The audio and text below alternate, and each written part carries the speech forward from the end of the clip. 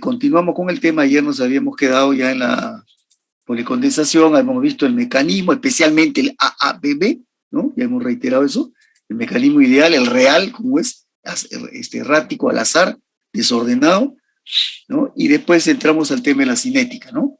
Y escogimos justamente pues el mecanismo AABB, ¿no? Que de lejos es el más importante, ¿no? Pero digamos, ¿qué observación podemos hacer de este mecanismo? Que este es exclusivamente para el polímero de estructura lineal, como saben ustedes, ¿ya? Los reticulados, como digo, no los tomamos en cuenta acá. Esos se estudian de otra forma, ¿ya? En realidad, para eso hay que verlo con otro criterio, en realidad, ¿no? Eso ya ni lo menciono acá porque requiere, digamos, mucho más tiempo para ver las reticulaciones. Se hacen, y aún así les digo, en casos limitados, son muy conocidos, ¿no? Los casos que se estudian de reticulaciones. Porque en la práctica, como ya lo he comentado en clases anteriores, cuando se quiere una estructura reticulada, muy pocas veces la industria hace la cinética así polifuncional, o sea, de un bifuncional con un trifuncional, porque esas reacciones son complejas. Lo que hace la industria normalmente es hacer el polímero lineal y lo reticula con aditivos, ¿no? Entonces tiene estructuras reticuladas, digamos, artificiales, forzadas, ¿no?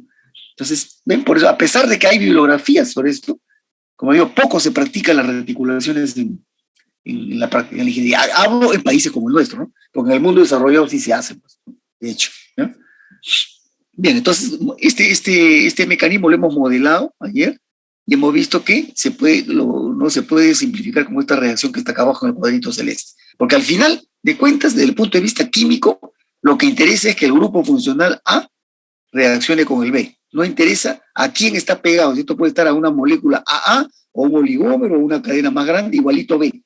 Como dice acá en el cuadro marroncito, dice, ¿no? La reactividad del grupo funcional es independiente del tamaño de la cadena que lo porta, que lo lleva.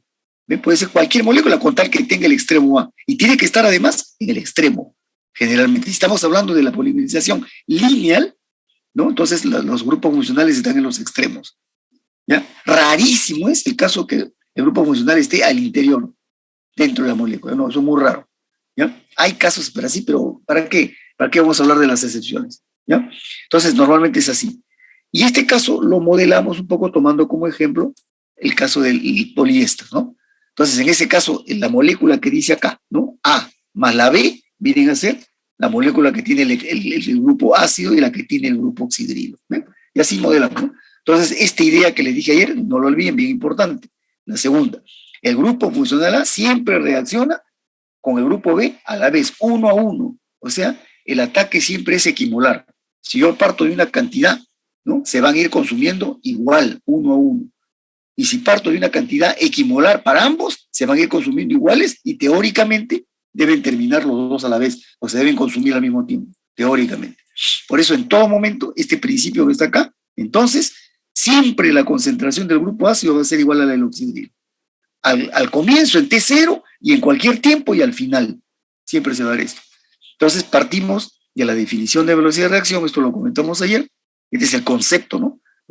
Esta es velocidad de reacción, pero en este caso es la velocidad de consumo del grupo ácido, porque dijimos que esta reacción que está arriba, de poliesterificación, la íbamos a seguir a través del consumo del ácido, ¿ya? Porque el ácido es fácil de analizar con una titulación. Entonces, en el reactor se sacan muestras permanentemente y se van titulando y se va viendo cómo va disminuyendo la concentración del ácido reactante, ¿ven? Entonces, por eso es que el seguimiento normalmente se hace con el ácido. Entonces, planteo la velocidad de reacción del ácido, que en este caso es de consumo, por eso es menos, ¿no? Y estoy aplicando acá la definición de velocidad de reacción. Constante por la concentración de los reactantes, ¿no? Y acá hay catalizador también. Bien, entonces eso lo consideramos para los dos casos, autocatalizado, en la cual este catalizador va a ser parte del mismo ácido, una pequeña fracción del reactante ácido hace el papel de catalizador, ¿ya? Pero son diferentes en valor.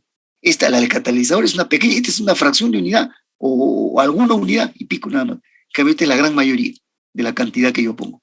Y el oxidrilo, que ya sabemos del principio que estos dos, a su vez, son iguales, ¿ven? El oxidrilo con el carboxilo. Entonces acá se plantea eso.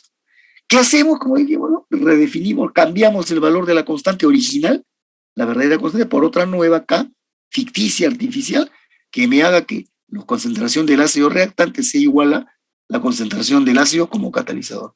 Bien, entonces la ecuación de arriba se transforma en esta de abajo, y eso lo vimos ayer, Y como le vamos a hacer el seguimiento al ácido, esta va a ser nuestra variable. La concentración del ácido la vamos a llamar C.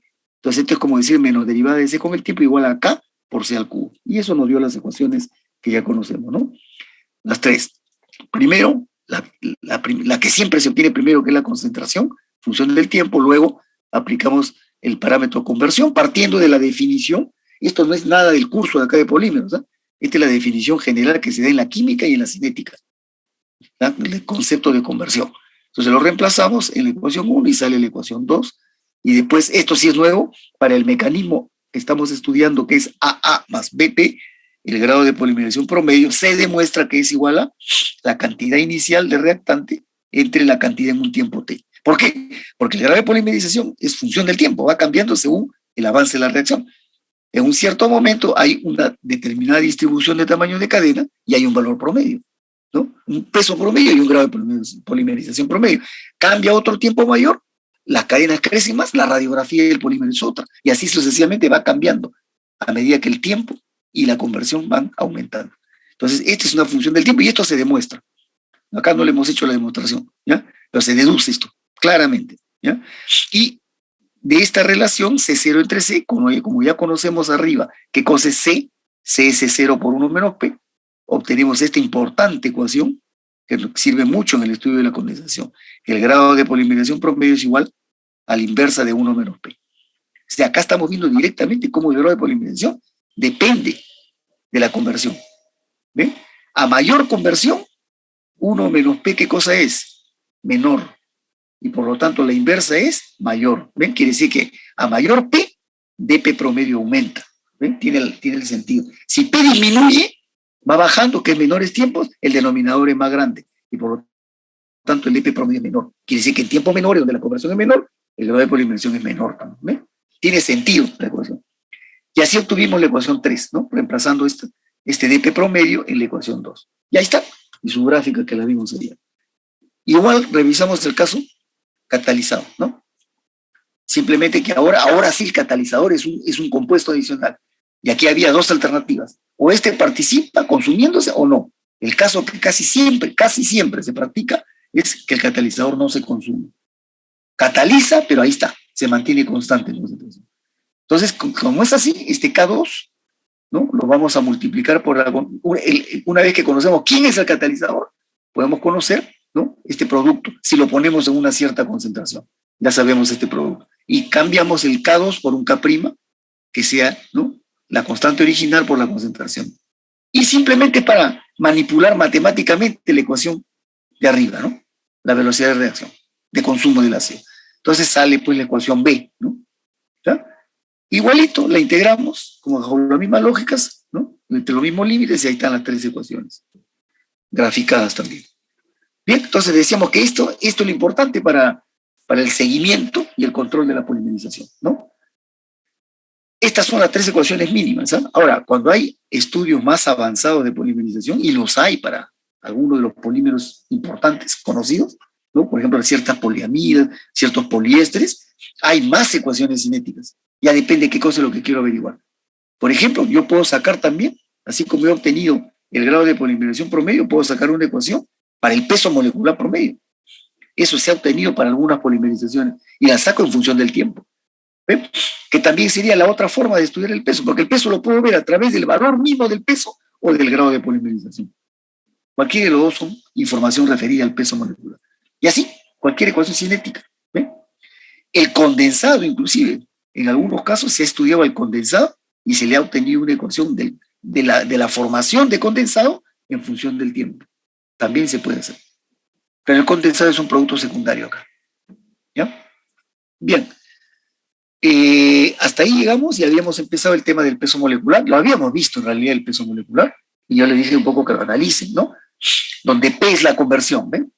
Y como la conversión cambia con el tiempo, ¿no? Entonces, digamos, la distribución de peso molecular va cambiando con el tiempo. Es lógico, ¿no? La curva no es igual al comienzo que a mitad de reacción y que al final. Porque ¿qué es lo que va ocurriendo en función del tiempo? Cuando la conversión aumenta, las cadenas van creciendo, supuestamente. Entonces, la curva puede ir anchándose y además, como van creciendo, se va desplazando más a la derecha. Esa es la tendencia, porque todas las cadenas crecen un poco, ¿ya? Entonces, esa curva se analiza de dos formas, dijimos, ¿no? Analizando un grupo cualquiera, que lo llamamos n sub n, donde n minúscula es el tamaño, ¿no? ¿Y cómo lo medimos ese tamaño? Como su grado de polimerización. ¿Qué quiere decir? Que una cadena de este grupo tiene n unidades repetitivas en su estructura. Por eso es de tamaño, pues un tamaño determinado. Pero no hay una sola molécula de estas, una sola cadena, hay una cantidad. ¿Cuántas? N sub n. Pero este es un grupo que solamente se refiere a este tamaño, que puede ser cualquiera, ¿ven? Porque el valor n minúscula puede ser valor bajo, mediano o alto, ¿no? Representa dentro del polímero, que son diferentes tamaños, representa cualquier tamaño. Sí. Entonces, n sub n es un grupo cualquiera y n es el total. Aquí están sumadas todas las cadenas de todos los tamaños. Entonces, esto nos permite plantear el concepto de distribución, como decíamos ayer, ¿no? La distribución significa, o es la manifestación de lo que representa cada tamaño dentro del polímero. Y esa importancia que puede tener cada tamaño la podemos ver o numéricamente o en peso. Es decir, cuántas cadenas hay de cualquier grupo respecto al total de cadenas o cuánto pesa ese grupo respecto al peso total del polímero, ¿no? O sea, el peso total de todas las cadenas. Y eso es lo que se llama distribución numérica y distribución ponderable. Y estas ecuaciones se deducen también, ¿no? No todas las bibliografías muestran esto. Yo diría que pocas bibliografías muestran cómo se llega a esta ecuación y a la de abajo de doble n, pero es bien conocido. Estas son expresiones que son exclusivamente para el mecanismo AABB. Eso lo repito continuamente para que no se olviden, ¿ya? Si yo tuviera en el mecanismo que hemos visto al comienzo, ¿no? El tipo AB, este de acá, el AB, esas ecuaciones no valen, son otras. Y si hubiera reticulaciones, ni hablar, son otras también, completamente distintas. ¿Ya? Bien, entonces, siempre recordando que estamos en el mecanismo importante AABB. Entonces, esas llamadas distribuciones que teníamos acá, entonces se llevan a una gráfica. Y como la conversión depende del tiempo, no son una sola curva, decíamos, son un conjunto de curvas que se pueden graficar para diferentes valores de tiempos de reacción que corresponden a diferentes valores de conversiones. Y eso es lo que teníamos acá. ¿Ven? Una conversión 0,95, que en una policondensación todavía puede ser baja, ¿no? Respecto a una 0,98 y 0,99. ¿eh? ¿Qué representa esto, por ejemplo? Me pongo acá en el tamaño 25, por ejemplo, acá, o 20, ya por acá aproximadamente, 20. Y digo que cuando la conversión sea 0,95, esas cadenas de grado de polimerización, porque este es el N, hemos dicho, ¿no? El N, que tengan N20, o sea, grado de polimerización 20, que son cadenas chicas todavía, en una conversión 95%, llegan por acá, más o menos. O sea, 35, 34% más o menos del total de las cadenas. Si fueran las más chiquitas, pongamos una de 10 por acá, tiro la vertical y voy a llegar más arriba, quizá casi hasta 40. Si fueran las de 5, más chiquititas, oligómeros, van a llegar hasta más, 50, 60. ¿Por qué? Porque estamos en conversiones bajas. Las cadenas chicas todavía son bastante importantes. Son bastante numéricamente. Pero a medida que el tiempo va avanzando y la conversión aumenta, miren cómo cae esta curva. ¿Por qué? Porque como las cadenas crecen, ¿no? Van apareciendo, el N va aumentando, por eso que la curva se ancha, se va más hacia acá. Miren, en 0,98, que ha aumentado solo 3% la conversión, ¿cómo se ha extendido las cadenas hasta 250, hasta 200, de acá aproximadamente, 200? Quiere decir que hay cadenas desde chiquititas hasta de grado de polimerización 200. ¿Ven? Pero como la masa es la misma, porque yo he puesto una cantidad de reactante, esa masa, ¿qué es lo que está haciendo? El reactante está incorporándose a la cadena del polímero. El reactante sigue reaccionando y se sigue agregando a las cadenas y van creciendo las cadenas. Por eso es que numéricamente, ¿no? Porcentualmente, si quiere, van disminuyendo en cantidad, pero van aumentando en tamaño. Porque la masa es la misma inicialmente, pero que ahora se van redistribuyendo en más tamaño de cadena, porque van apareciendo más tamaños, ¿no? Entonces la única posibilidad es que si aumentan más cadenas de más tamaños, es que cada tamaño, cada grupo sea porcentualmente más pequeño en número. ¿Ven? Por eso es que va cayendo. Ahora a 0,99 aún son más pequeñas en número, pero van creciendo más todavía en tamaño. Esa es la tendencia. ¿Ven? Pero la importante es la otra, decíamos, ¿no? La ponderal o másica. Porque esta es la que refleja realmente el concepto que vimos al principio, ¿no? La curva de tipo gaussiana. ¿Ven? Entonces, pero bajo la misma escala, la tendencia es similar, ¿no? Al comienzo, para una conversión de 0,90, ¿se dan cuenta? Fíjense, las cadenas fluctúan entre 0 y 75 aproximadamente. ¿Ya? En peso, esta es la importancia en peso. O sea, este grupito, por ejemplo, agarró 10% acá. Quiere decir que este es un grupo cuyo peso de todas las cadenas que hay de este tamaño solo representan el 10% si tiro la vertical acá, ¿no? Esas que tienen grado de polimerización 10, que son cadenas chiquitas, subo la vertical, perdón, el mouse se me mueve acá, llega más o menos por aquí. Quiere decir que pesan como el 35, 36, más 37% de todo el peso total del polímero. Ese grupito pesa así. Me pongo acá en las cadenas de 50, que serían las más grandes, porque está en la conversión 90% llegamos hasta un grado de polimerización aproximadamente 75. Me pongo la de 50. En ese primer momento de conversión 90, llegan solamente hasta acá. Ese grupo, que es el más grande, hasta ese momento representa, ¿cuánto? El 0.0403.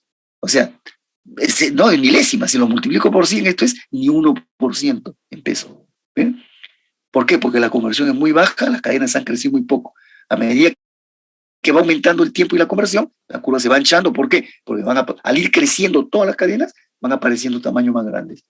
Miren, cuando damos el salto a 0.95, 5% más de conversión, ya las cadenas han crecido hasta 150. Si es en 0.98, han crecido hasta más de 250. Y la de 0.99 ya no se ve hasta dónde se prolonga. Todas están creciendo. ¿Ven? Entonces van apareciendo, como todas crecen, todas pesan más, pero la masa inicial es la misma. Entonces, ¿qué ocurre? Que los diferentes tamaños van evolucionando, todos van creciendo, ¿se dan cuenta? Pero en cuanto a cuánto representa cada grupo respecto al peso total, cada uno cada vez representa menos porcentualmente del peso total del polímero, pero con más variedad de tamaños. Entonces, la curva, la tendencia es esta, como les decía ayer, la conversión avanza y la curva tiende a hacerse más ancha cada vez. ¿Ya? Esto es problemático porque curva ancha es polímero heterogéneo en comportamiento. Y le decía que esto se puede corregir modificando el catalizador. Acá hay un conjunto de alternativas, ¿no? Se puede jugar con la catálisis, con las condiciones de operación, ¿no? Con el tiempo, con aceleradores, y todo ahí, toda la química tiene a disposición todas las herramientas para manipular. Y no es fácil, pero sí se sabe ya qué cosa es lo que hay que hacer. Eso es un nivel ya más avanzado de conocimiento, ¿no? Bien, entonces, esto es lo que refleja la realidad, ¿no? ¿Qué decía el cuadrito inicial? Recuerdan, ¿no? En la parte introductoria decía que esta polimerización requiere altas conversiones, ¿no? Para llegar a pesos moleculares elevados. ¿Ven? Acá lo ven, pues. Para llegar a pesos mayores a 200, 250, tendría que tener conversiones prácticamente cercanas al 100%. Eso se puede hacer, ¿sí? Pero es complicado, pues, costoso. Entonces, hay técnicas que permiten llegar a conversiones bastante elevadas a menores tiempos. ¿Cuál es la clave ahí? La catálisis, pues, y las condiciones de operación. Con eso se manipula, ¿no? O sea, en otras palabras, es la química y la termodinámica y la cinética juntas que van de la mano. ¿Ven? Bien, entonces, ahora esto se cuantifica, ¿no? Y es lo que por eso que se presentaba acá también esta información complementaria, que eran los grados de polimerización. También hay un grado de polimerización promedio que se puede hacer numéricamente o ponderal. Esto también se deduce, ¿eh? Todo esto, yo no he presentado las deducciones porque no tiene sentido. ¿Para qué vamos a mostrar eso? Vamos a ver la curva y qué significa finalmente. Entonces ven que el grado de polimerización, como es de esperar, ¿no? Al igual que los pesos acá, las distribuciones que son funciones del tiempo, ¿no? Porque basta que yo reemplace la ecuación de P en función del tiempo en ambas distribuciones y voy a tener la distribución numérica y ponderal en función del tiempo. Clarísima también, ¿ven? Entonces, igual pasa con los grados de polimerización. Yo deduzco primero, se deducen estas expresiones, el grado de polimerización promedio en número y en peso, que salen en función de las conversiones. También son ecuaciones del tiempo. ¿Ven? Y este concepto sirve para definir este otro importante concepto, que es la anchura de la curva. ¿Ya? Y no es solamente la policondensación, por eso lo he puesto en rojo, porque el concepto de anchura de la curva de distribución siempre se define de esta manera. En la poliedición también. Va a ser el grado de polimerización promedio ponderal entre el grado de polimerización promedio numérico. Si yo divido ambos, me sale uno más. Por eso ayer decíamos, ¿cuánto es el valor numérico que puede alcanzar esta anchura de curva? P no excede de 1, porque la P es la conversión. Es menor de 1 o 100%, como quieran, ¿no? Pero hablemoslo como número. Esto es fluctúa entre 0 y 1. Por lo tanto, este valor fluctúa entre 1 y 2. Como máximo es menos de 2. Eso significa que la anchura natural de esta polimerización es menos de 2, y puede llegar hasta cerca de 2. Es una anchura grande ya. Ahora, ¿qué significa eso?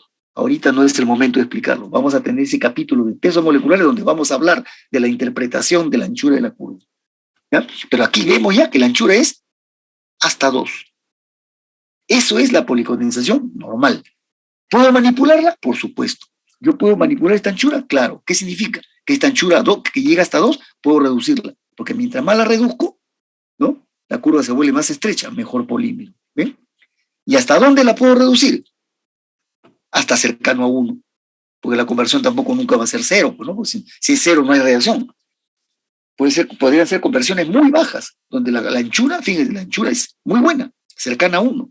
Pero ¿qué significa, según estas gráficas, conversiones muy bajas? Cadenas muy chicas. ¿Ven? Entonces, esa es la contradicción. Conversión alta, cadenas grandes, pero tiempos largos. ¿Se dan cuenta? Y anchuras grandes. Así es la cosa. Entonces, ¿cómo corregir eso? Ahí está todo el control, digamos, el estudio de la reacción. ¿Cómo lograr menores tiempos con conversiones buenas y pesos altos? Y por supuesto, con curvas no tan grandes. Entonces, ¿qué cosa más puedo hacer acá? ¿No? Hemos visto el mecanismo, hemos visto la cinética, ¿y qué más podría manipular acá? Ahí viene el último punto, ¿no? Que yo lo voy a comentar más adelante, pues no lo estoy exponiendo acá, que es el tema del equilibrio químico, ¿no? Cuando nosotros vemos aquí el reactor, este esquemita, ahí lo mostramos, ¿no? Entonces, estamos hablando de lo que ocurre en el reactor acá. Pero ustedes saben que según el mecanismo se forma el condensado, y el condensado se va retirando. No todo, ¿sí? Lo que hay que hacer, hay que retirarlo, pero ahí viene el criterio, ¿no? El ingeniero, ¿de qué forma retiramos al condensado? Tenemos varias opciones. O lo dejo ahí, que no va a ocurrir porque el condensado molesta, porque es un producto que está en fase gaseosa y a presión y temperatura, y puede ser peligrosísimo dejarlo al condensado completo acá. Sería una bomba de tiempo esto. Y la otra es retirarlo. ¿Y de qué forma? ¿Retirarlo todo? Podría ser en extremo, pero no hay necesidad de retirarlo todo. Cuando uno estudia el equilibrio químico, concluye que el condensado juega un papel muy importante. ¿Ya? Se retira, pero parcialmente nomás. ¿Lo suficiente para qué? ¿Para qué se retira lo suficiente el condensado? Para que se mantenga en una cantidad constante acá. La tendencia, ¿cuál es en el mecanismo? Según el mecanismo, ¿no? Se va produciendo este mecanismo de acá, y como se empiezan a atacar masivamente los grupos A con B, cada vez que se atacan, un condensado más, un condensado más. Entonces la tendencia del condensado es a qué? A mayor tiempo y conversión es más cantidad de condensado. Esto va aumentando en el tiempo.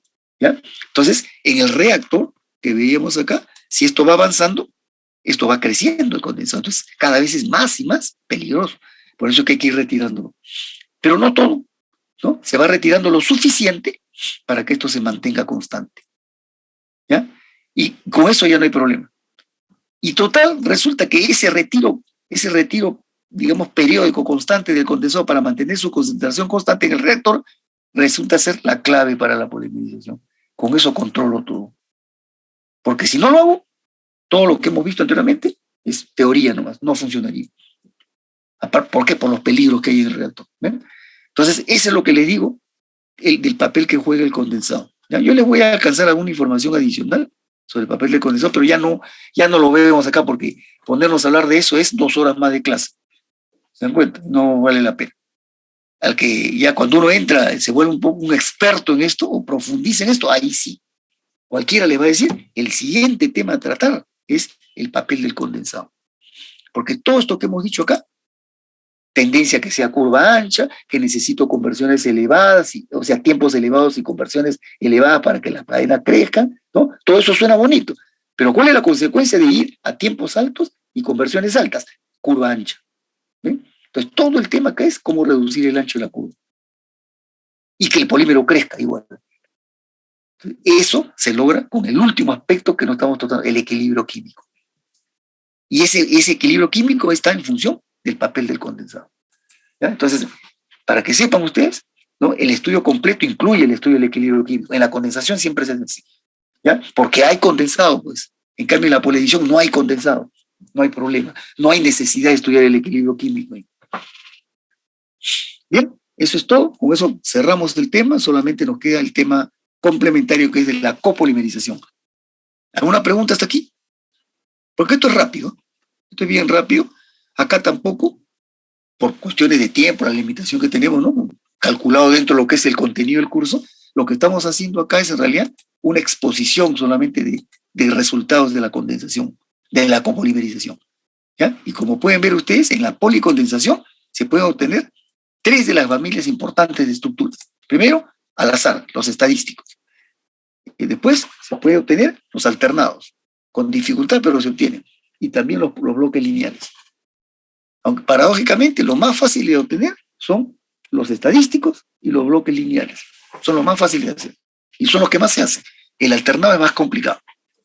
¿Ya? Entonces, lo que se expone aquí, ¿no? Lo que estamos proponiendo acá es no tanto aprender a copolimerizar, ¿no? Porque la síntesis en realidad es más compleja, pero acá se da un poco esto como un recetario, como diciendo cómo pueden lograr un copolímero y de cierto tipo de estructura. Por ejemplo, vamos al estadístico primero, ¿no? ¿Cómo se logran? Ya ustedes saben qué tipo de estructura es.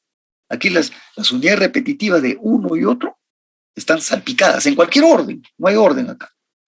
Entonces, puede haber infinitas formas de estructuras random, al azar, estadísticas, ¿no? Y la idea es esta nomás. Por ejemplo, si voy a hablar de un poliéster, a ver, que es diácido con diol, ¿no es cierto? Entonces, ¿cómo hago? Por ejemplo, mezclo 2 diácidos con 1 o 2 glicoles. Hablemos primero un primer caso. 2 diácidos con un glicol. Ustedes saben, con un diácido, con un glicol o un diol, ya forma una unidad repetitiva de poliéster. Pero como yo voy a poner en el medio de reacción 2 diácidos, entonces los 2 diácidos van a pugnar por el glicol, por el diol, y los 2 van a reaccionar. No sé quién más, va a depender, ¿no? Ya hemos dicho que en la copolimerización hay un parámetro cinético que se llama la relación de reactividad. ¿Recuerdan? Que lo vimos en la copolimerización. Cuando yo defino qué diácido va a ser y qué diol va a ser, ya estoy definiendo el primer punto que define la estructura del copolímero, que es la naturaleza química de los reactantes. Estoy escogiendo ciertos diácidos con cierto diol. Ya, estoy fijando la naturaleza química. Segundo, ¿en qué proporción? Ahí viene, ¿eh?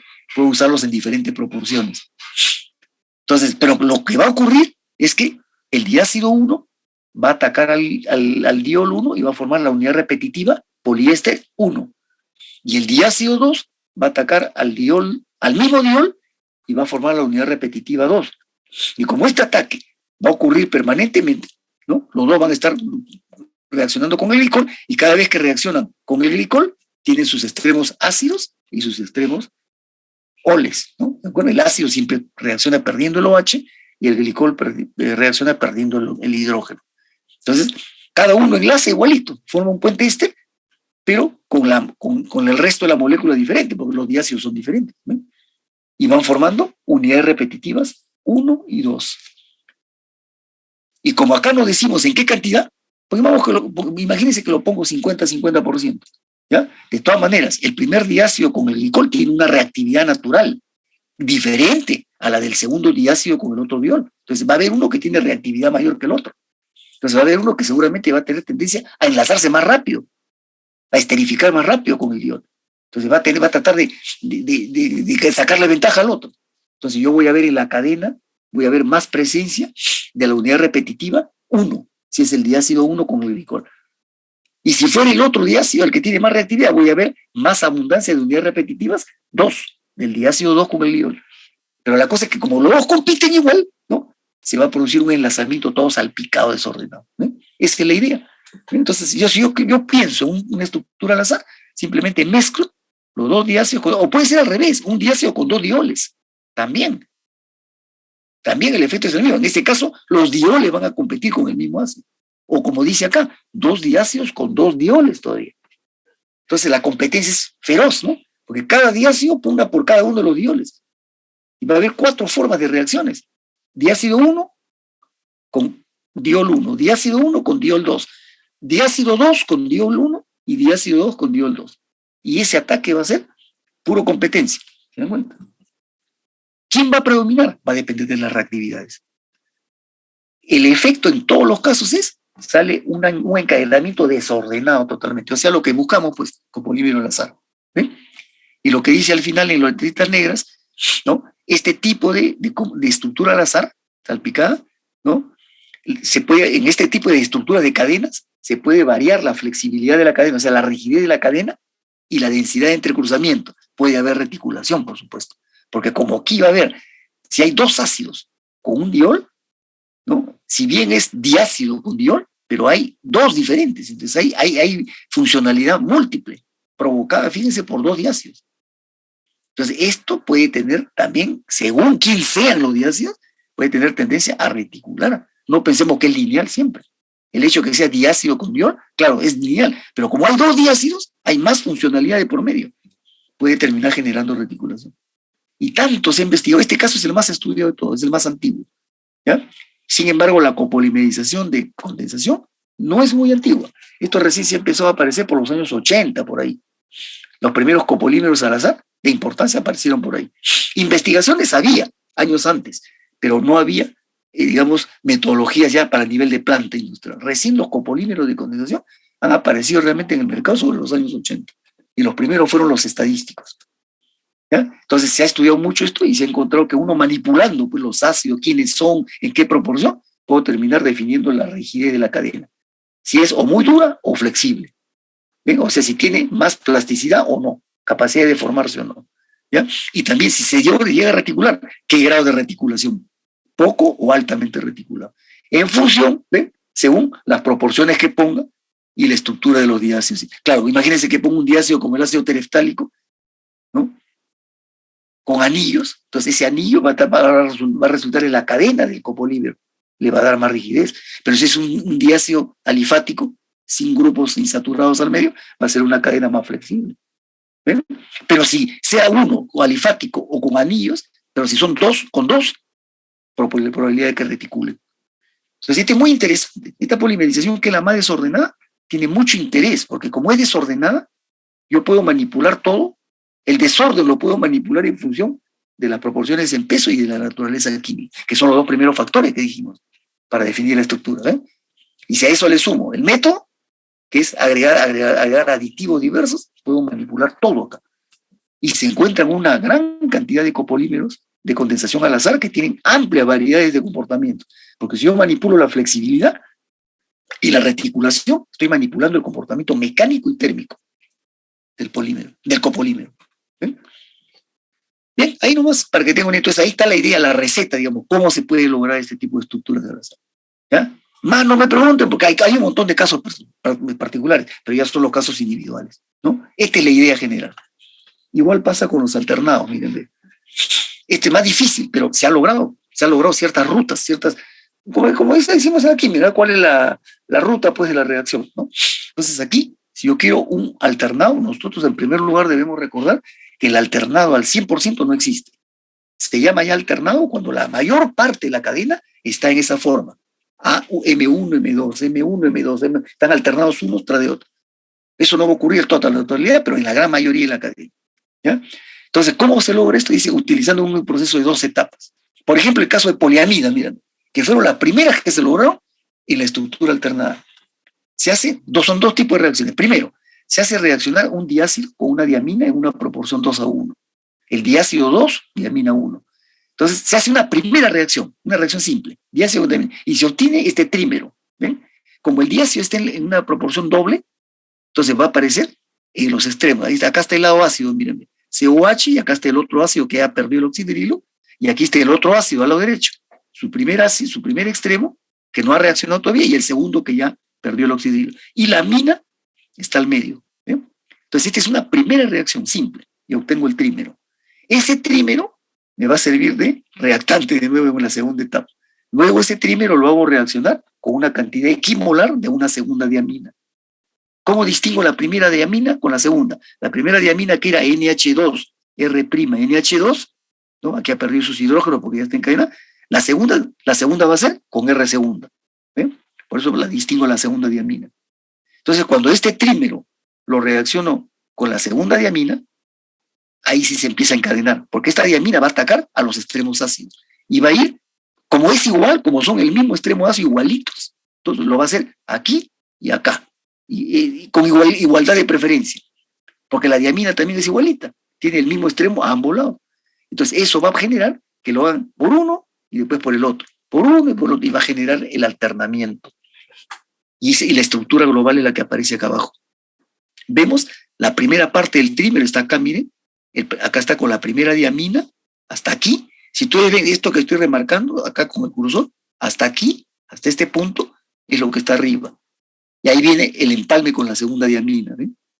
Aquí se forma la reacción de este segundo diácido, que estaba al lado derecho, con la segunda diamina. Ahí está. Pero esto se va a repetir, como digo, tanto por este lado como por el otro. Y va a ir generando unidad repetitiva 1 que está acá. Y acá está la unidad repetitiva 1, el ácido con la primera diamina, ¿no? Acá está. Ácido, diamina, hasta aquí la primera unidad repetitiva, hasta este R. Y aquí está la segunda unidad repetitiva, al lado derecho.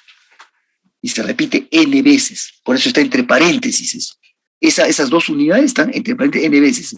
Y tengo que decir unidad 1, unidad 2, unidad 1, unidad 2. Esto costó pues sangre, sudor y lágrimas, ¿no? Para obtener esto. No se sabía. Y se han hecho muchísimas formas de pruebas, porque si se trata de obtener copolímero se puede obtener, pero lo que se quiere es obtener cierto tipo de estructura de copolímero. Entonces, este es más difícil, pues. A pesar de que el proceso parece simple, pero no es fácil, pues, porque salvo la primera reacción que es 2-1. ¿Ven? Sí, en la segunda parte, cuando me dicen reacciono con la segunda diamina, no me dicen en qué proporción.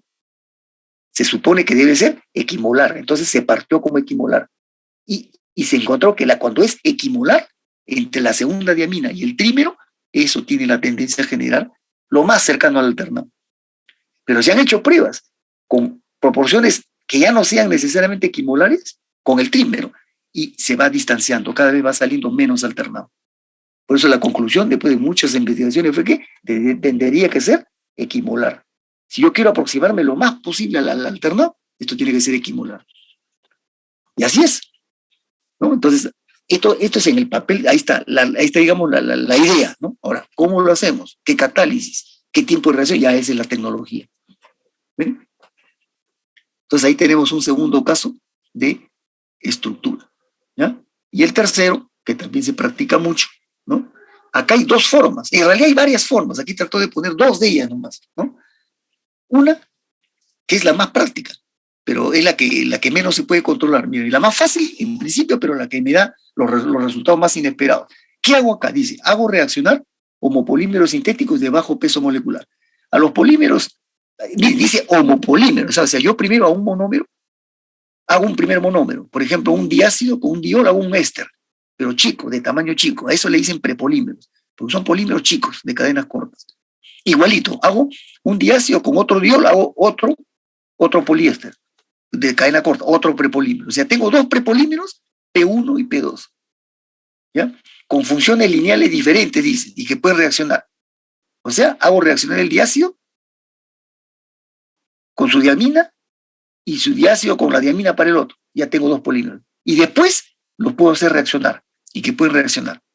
O sea, esos dos prepolímeros los hago reaccionar entre ellos después. Entonces, como cada uno son como pequeños bloques, al hacerlo reaccionar voy a ir logrando el encadenamiento de bloques con bloques de uno y otro. ¿Sí? ¿Qué estoy logrando? Una cadena de bloque lineal. ¿Se dan cuenta? Porque si es diácido con diamina, esos prepolímeros van a ser lineales. Es como si fueran, por ejemplo, poliamidas lineales, pero cortitas, prepolímeros de poliamida. Y ahora los ataco entre ellas y se encadenan por bloques. Ahí está. ¿Ven? La idea de bloque lineal. ¿Se dan cuenta? ¿Está claro esta? Es como si hicieran dos reactores separados. Hago una prepolimerización, de una primera poliamida, que es un diácido con una diamina, y en otro reactor, ¿no? Hago la otra poliamida, otro prepolímero de poliamida cortito, con un diácido y otra diamina. Una vez que he logrado esas poliamidas cortitas, las junto, las hago reaccionar entre ellas. Como cada una son como pequeños bloques, son cadenas cortas, ¿no? Son como bloques, los junto entre ellos. Y se van a atacar. Y lo van a hacer por ambos extremos. Entonces van a ir formando bloques de uno alternados así. Y eso es lo que se llama bloque lineal, pues. En esencia es eso. Entonces, este método en principio es el más fácil, pero no puedo controlar cómo se enlazan los bloques. Me va a salir unos bloques entremezclados. No puedo manipular el orden de los bloques. seguramente que esta primera técnica ya ha avanzado mucho y ya hay maneras como controlar un poco los bloques. Pero en principio es fácil, porque hago cada polímero separado de tamaño corto y lo enlazo directamente. ¿Bien? Y como estoy hablando de una copolimerización, por ejemplo, de poliamida, el catalizador que he utilizado acá probablemente pueda ser el mismo que utilice para el otro prepolímero. ¿Ven? Porque son dos prepolímeros, hemos dicho, separados, ¿no? En dos reactores separados. El catalizador puede ser el mismo. Y una vez que los junte, para que formen el bloque lineal, puede ser el mismo catalizador también. Entonces, este es en realidad un proceso que puede ser junto a la vez, simultáneo. Solamente formo los dos prepolímeros y después apenas están formados los junto. Puede ser en un mismo reactor y con el mismo catalizador. Por eso siempre se pensó que esta técnica era relativamente sencilla. Y cuando se pensaba cómo lograr estructuras en bloque, esta fue la primera idea que vino. Lo más fácil que es hacer cadenas cortas de cada polímero, prepolímeros chiquitos, y encadenarlos entre ellos para que formen bloques de uno y otro. ¿Ven? Esa lógica y funcionó. Pero como digo, no puedo controlar cómo se mezclan los bloques entre ellos. Pueden salir copolímeros en bloque lineal bien desordenados. La otra, en cambio, es mucho más pensada, más elaborada. Cuando la vemos, miren, esta se llama reacciones de intercambio entre homopolímeros. Entonces, ¿qué hacemos acá? ¿No? Acá está la descripción. Por ejemplo, se hace la reacción de dos prepolímeros. También partimos de dos prepolímeros. Pero que tengan, miren, acá hay un requisito adicional. Esos dos prepolímeros que se hacen separados primero, ¿no? Tienen que tener grupos finales iguales. O sea, yo empiezo, por ejemplo, una poliamida, un diácido con una diamina, ¿no es cierto? Pero la controlo, lo hago que crezca chico, porque tiene que ser solamente de cadena corta, pero que al final, cuando detenga esa reacción de ese prepolímero, los extremos sean iguales. Por ejemplo, aminas. ¿Ven? Esta exigencia ya es una sofisticación más del caso anterior. Pues ya no se trata solamente de formar prepolímeros a secas, sino que además tengan el extremo igual. ¿Ya? Entonces, una que tenga un extremo igual y la otra que tenga el otro extremo igual. ¿Ya? Acá, perdón. Ahí está, miren, ahí la diferenciamos por el intermedio, pues, ¿no? Este es el diamina, un prepolímero con extremos aminas, pero la cadena es AX. Y este es otro prepolímero con extremo amina también, diamina, con extremo o cadena BI. Eso que me muestra que se trata de dos prepolímeros de poliamida distintos. ¿Ya? Lo único igual que tiene son los extremos de amina, pues, nada más, ¿no? Pero la parte central es otra. Son dos cadenas distintas. Entonces, una vez que he hecho esa primera fase, que ya es una complicación más al caso anterior, ¿no? Porque en el caso anterior también eran prepolímeros, pero aquí son dos prepolímeros, pero de extremos iguales. ¿Ven? Uno amina y otro de otra amina, ¿sí? Distinto. Ahora, una vez que he hecho eso, a esos dos prepolímeros de extremos aminas, los reacciono con el ácido. Pero no el ácido puro, COH, sino derivado, como cloruro de diacilo. ¿Ven? Es como decir CO doble enlace, y en vez del OH tiene cloro. Y este va a atacar a los dos prepolímeros que tienen extremos aminas. Y va a lograr el bloque.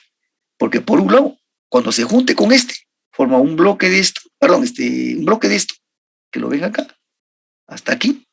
¿Ven? Ahí está la primera amina con el cloruro de diacilo que ha reaccionado, ¿no? Y aquí viene la otra con el cloruro de diacilo también. Entonces, bloque de uno con bloque de otro.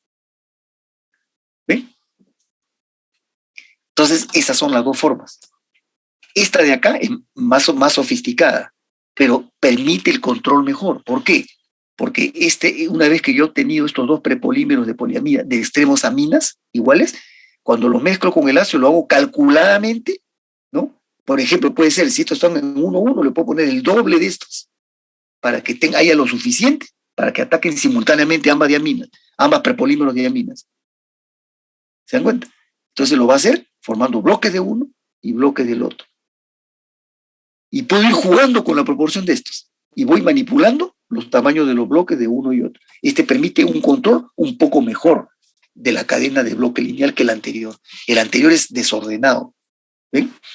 Y así, les estoy hablando, digamos, de lo que se tiene hasta hace 5 o 8 años atrás. Poca información hay de esto, de la copolimerización de condensación. Siempre ha sido muy reservada, porque como esta es una copolimerización que ha costado en lograrse más, la de adición, en cambio, es fácil, mucho más fácil, ¿ya? La información que hay sobre la copolimerización de condensación es digamos, no escasa, pero es limitada.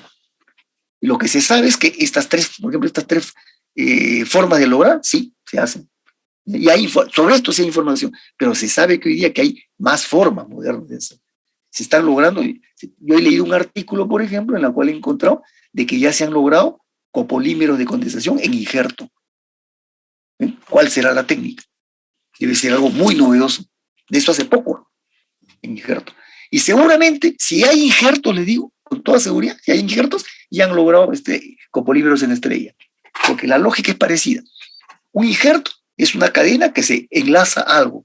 La estrella es lo mismo. Ustedes tienen el núcleo y son cadenas que se enlazan al núcleo. El principio es parecido. ¿Ya? Porque así ocurrió con los polímeros de edición. Cuando se tuvo el bloque injertado, al poco tiempo apareció el copolímero en estrella.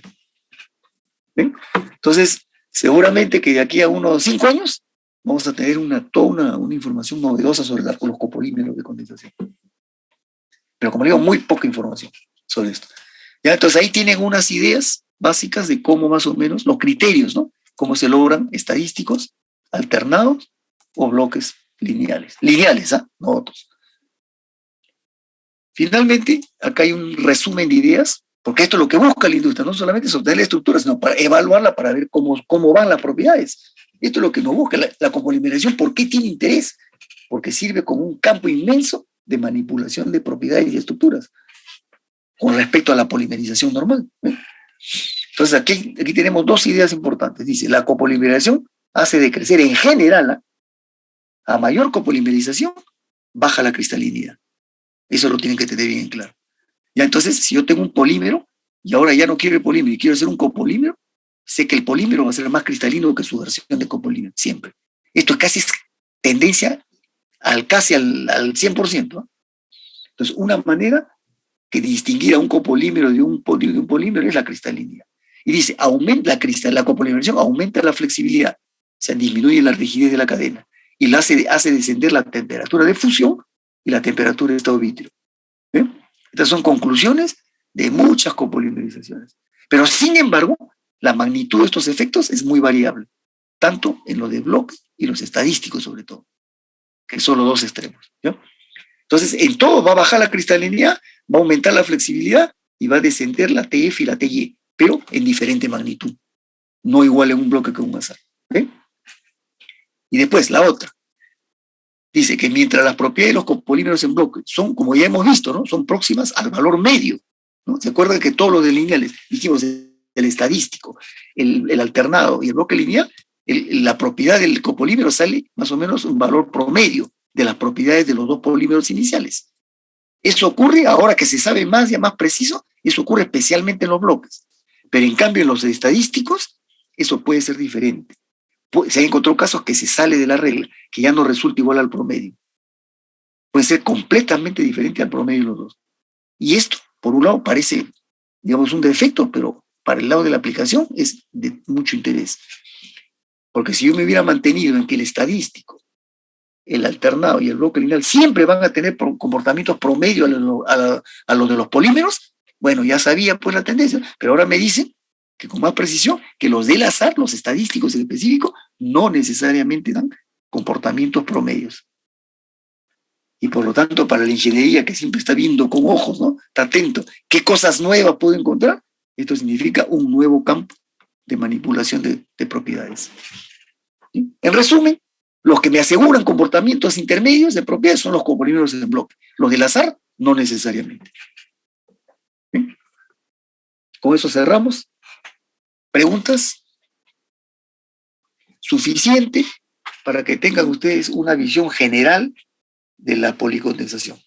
Ya hemos revisado el mecanismo, la cinética y el tema de los pesos moleculares. Y al final un poco sobre los copolímeros.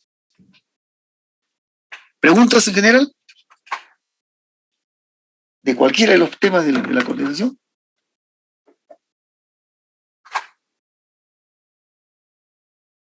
¿Algo que no esté claro?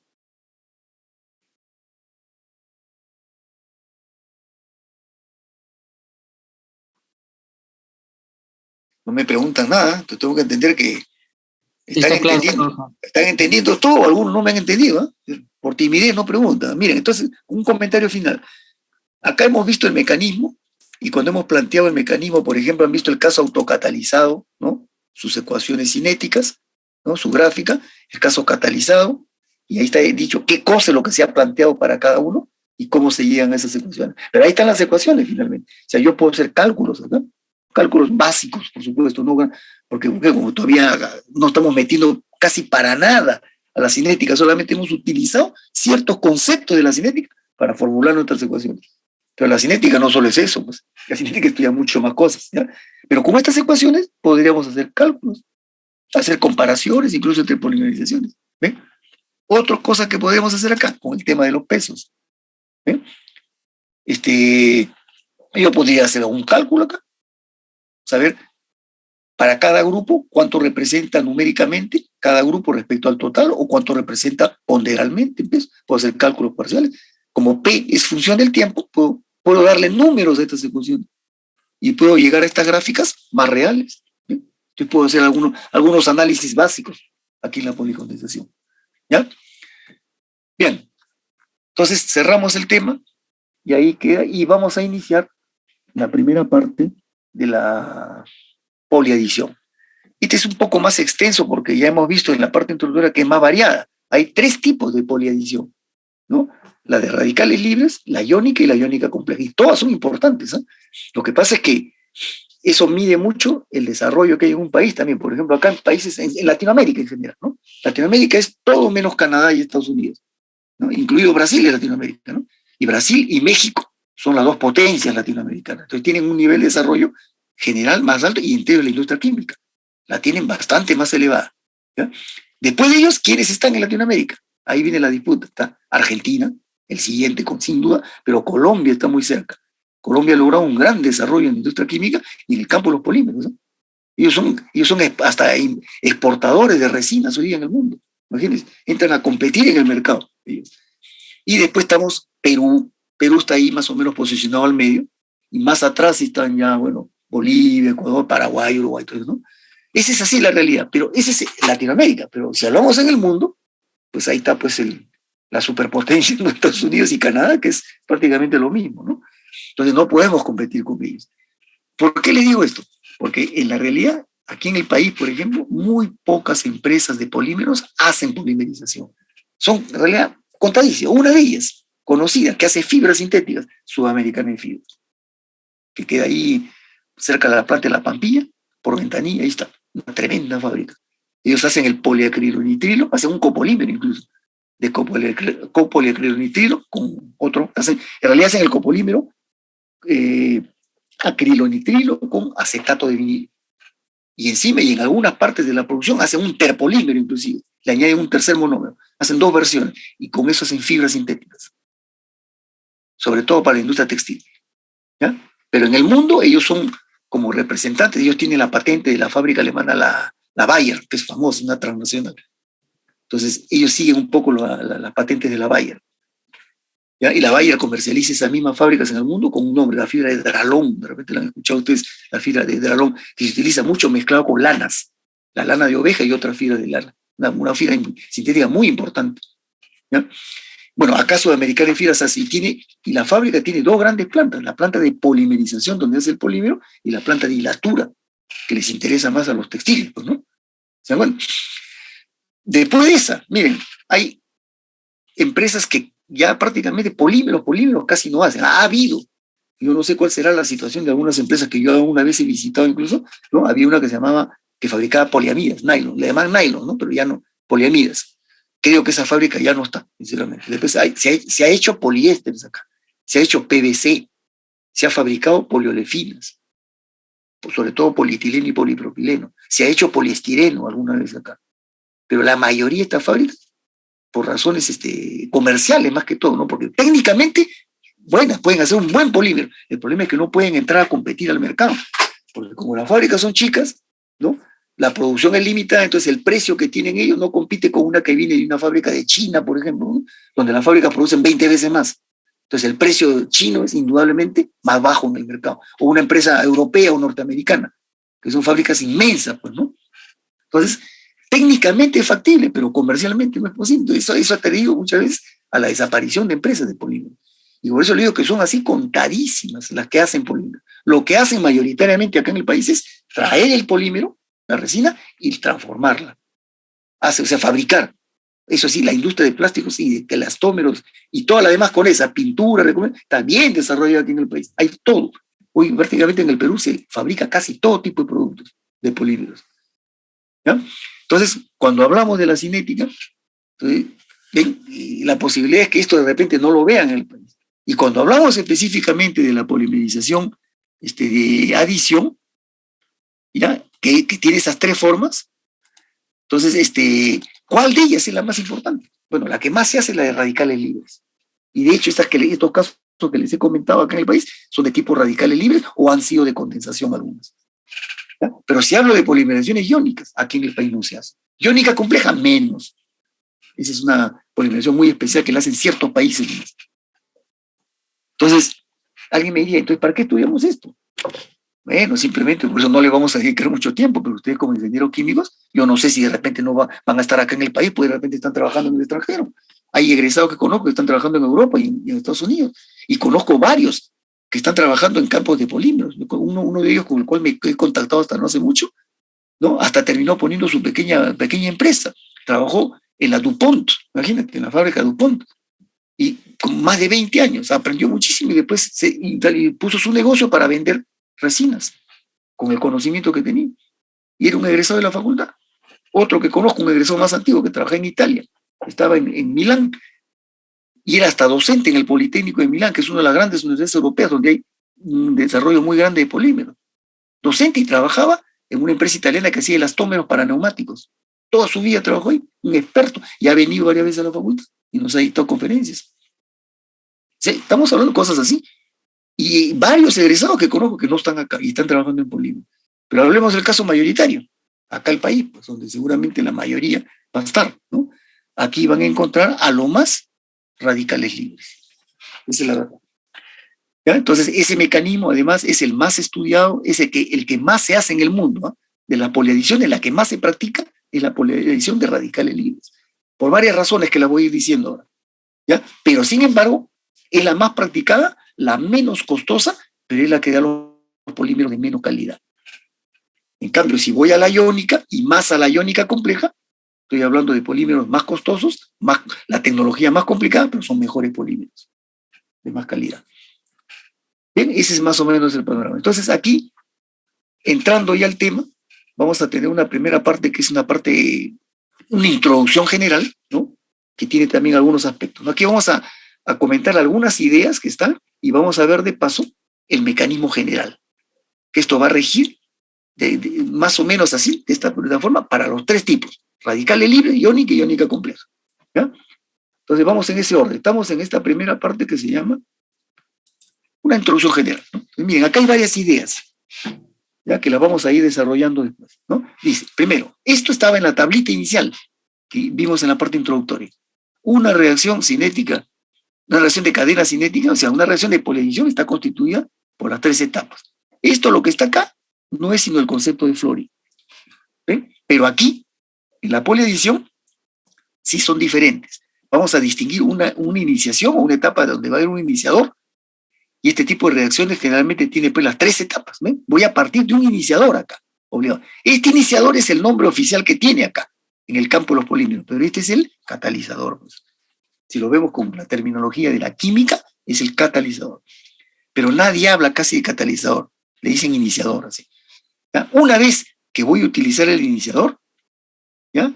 Cumpliendo el requisito mecanístico cinético que dice que toda polimerización tiene que ser adecuadamente, ¿no? Activada, ahí está el iniciador, ¿ven? Se desatan las tres etapas.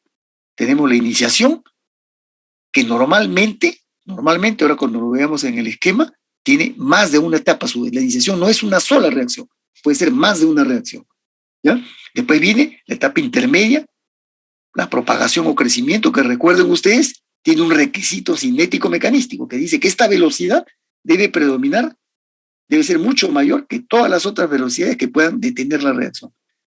Porque si yo ya la inicié, ya no hay manera de retroceder, pues, ¿no? Ya se inició, pasa la propagación.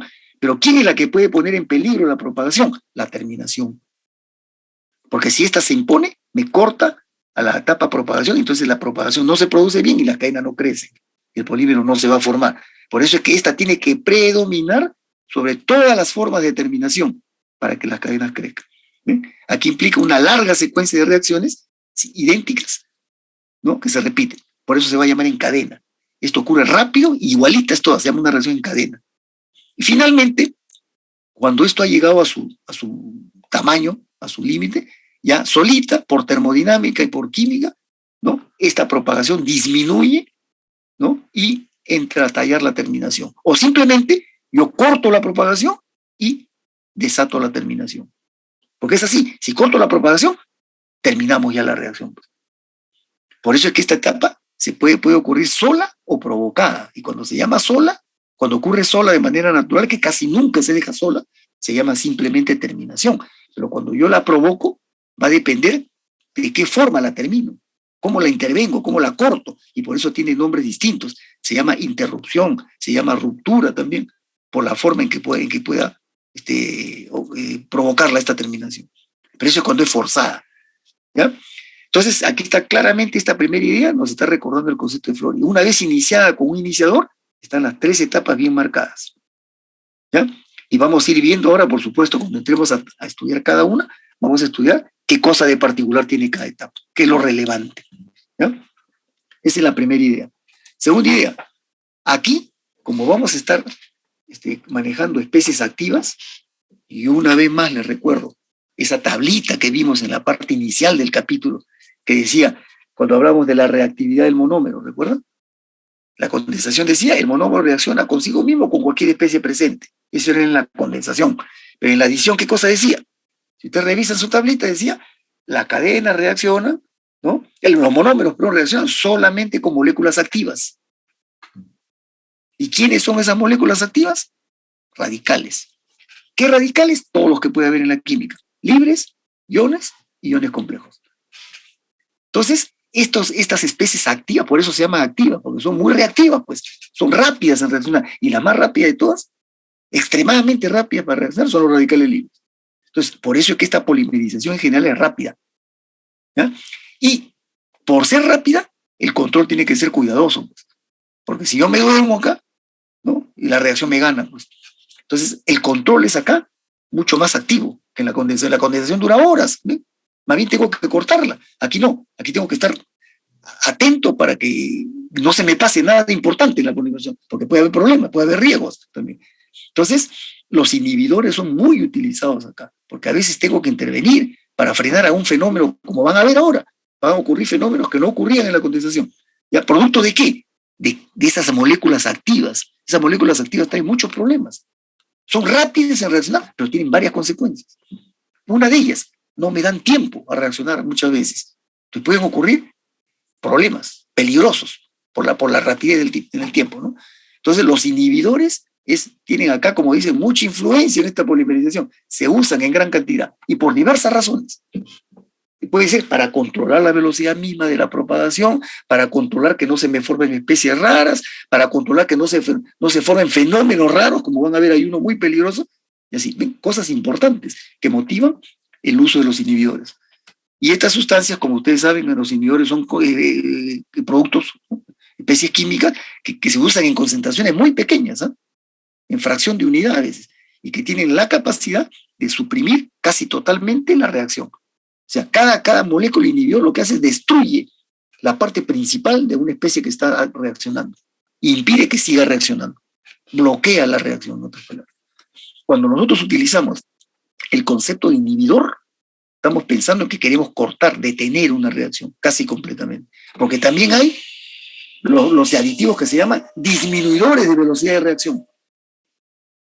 Tienen un nombre particular, eso lo vamos a mencionar más adelante. También hay esos. Esos no cortan la reacción, pero la vuelven más lenta, que ese es un arma. Ese es un arma poderosa que tenemos acá para manipular. Si veo que esto es muy rápido, puedo utilizar un disminuidor de velocidad de reacción y la vuelvo más lenta. Y me da tiempo para controlar la reacción.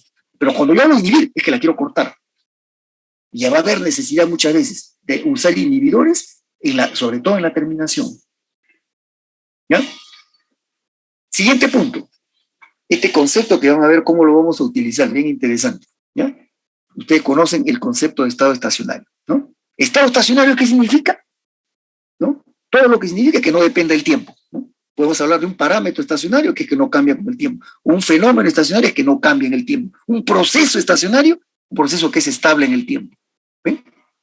Entonces aquí se dice, en el análisis, sobre todo cuando hagamos el análisis cinético, vamos a ver que vamos a poder aplicar, invocar este principio, ¿ya? Que se llama el estado estacionario. Pero aquí no, la costumbre es decirle que vamos a invocar la hipótesis del estado estacionario. Porque en realidad, estrictamente hablando, no se cumple así al 100% el estado estacionario. Lo que vamos a hacer es, vamos a asumir que estamos casi próximos a un estado estacionario. O estamos más o menos aproximadamente en un estado estacionario. Por eso se dice la hipótesis del estado estacionario. Otros autores le dicen, vamos a asumir la hipótesis del estado cuasi estacionario, o sea, como que es casi estacionario. Así dicen ahora algunos autores. Bueno, son palabras y términos, ¿no? El hecho es que aquí vamos a suponer, ¿no? De que vamos a poder aplicar el concepto de estado estacionario. Y eso significa, ¿no? Que quiénes son las especies que pueden ser inestables acá. ¿Quiénes son los inestables en esta polimerización? Ahora yo les pregunto a ustedes, de acuerdo a lo que hemos venido diciendo, ¿quién sería lo inestable acá?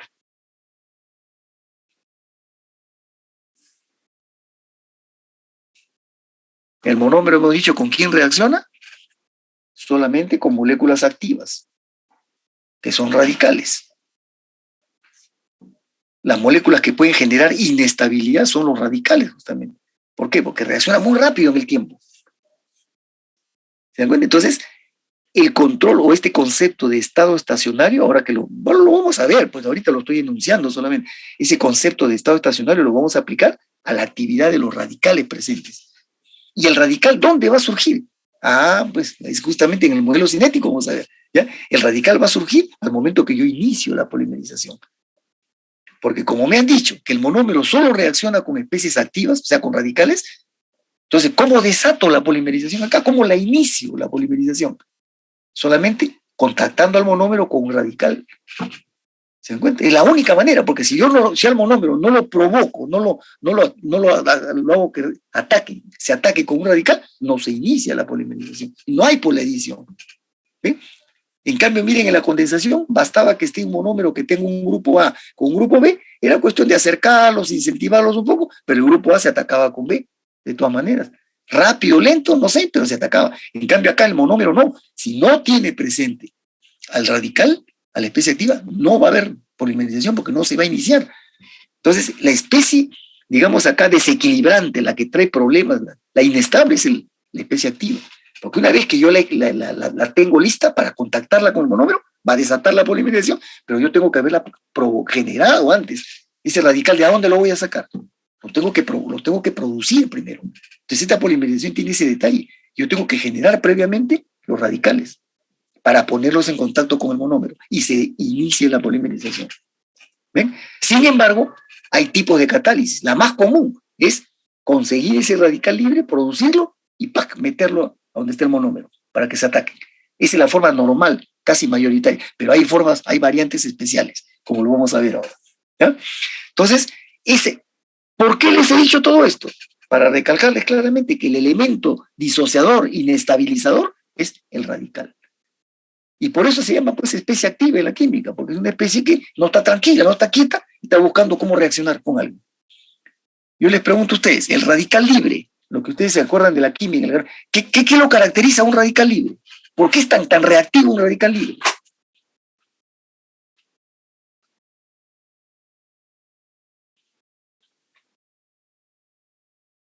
¿Qué cosa tiene de particular un radical libre?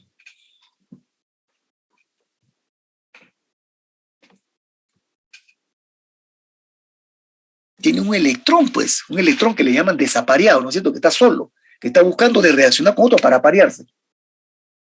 ¿Sí o no?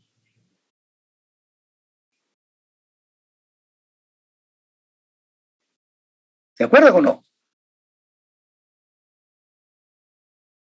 Sí, pero... ¿Ah? Un radical libre se caracteriza porque tiene un electrón que está desapareado. Y ese detallito, ese único electrón es que lo vuelve altísimamente reactivo al radical libre, porque está desesperado por capturar otro electrón y aparearse ahí. Y generar algo estable, porque si no, no, está inestable. Y entonces, por eso le decía, el más reactivo es todo el radical libre. El ion, en cambio, ¿qué tiene? Tiene grupos con carga eléctrica, que están buscando también cómo compensar, equilibrar su carga, porque así están activos eléctricamente. Y el ion complejo, bueno, tiene ya otra naturaleza que la vamos a ver más adelante. ¿Ya? Bueno, entonces, ambos son rápidos en reaccionar, pero de lejos, el más sabio, el más reactivo, todo es el radical libre. ¿Ya? Entonces, esta hipótesis la vamos a usar como un concepto para manipular y controlar la cinética de la reacción. Y vamos a jugar con todo. Si hay necesidad, usaremos inhibidores.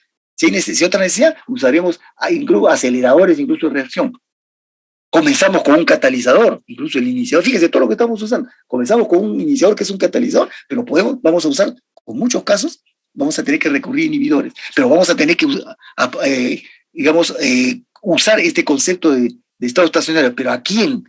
A las especies inactivas, a los radicales concretamente. Por eso, aquí dice, después de eso de que vamos a usar la hipótesis del estado estacionario, dice, esta consiste en suponer, y lo pongo entre comillas, que la concentración de las especies activas alcanza un supuesto estado estacionario. Lo vamos a aproximar a que esa concentración de especies activas alcance el estado estacionario.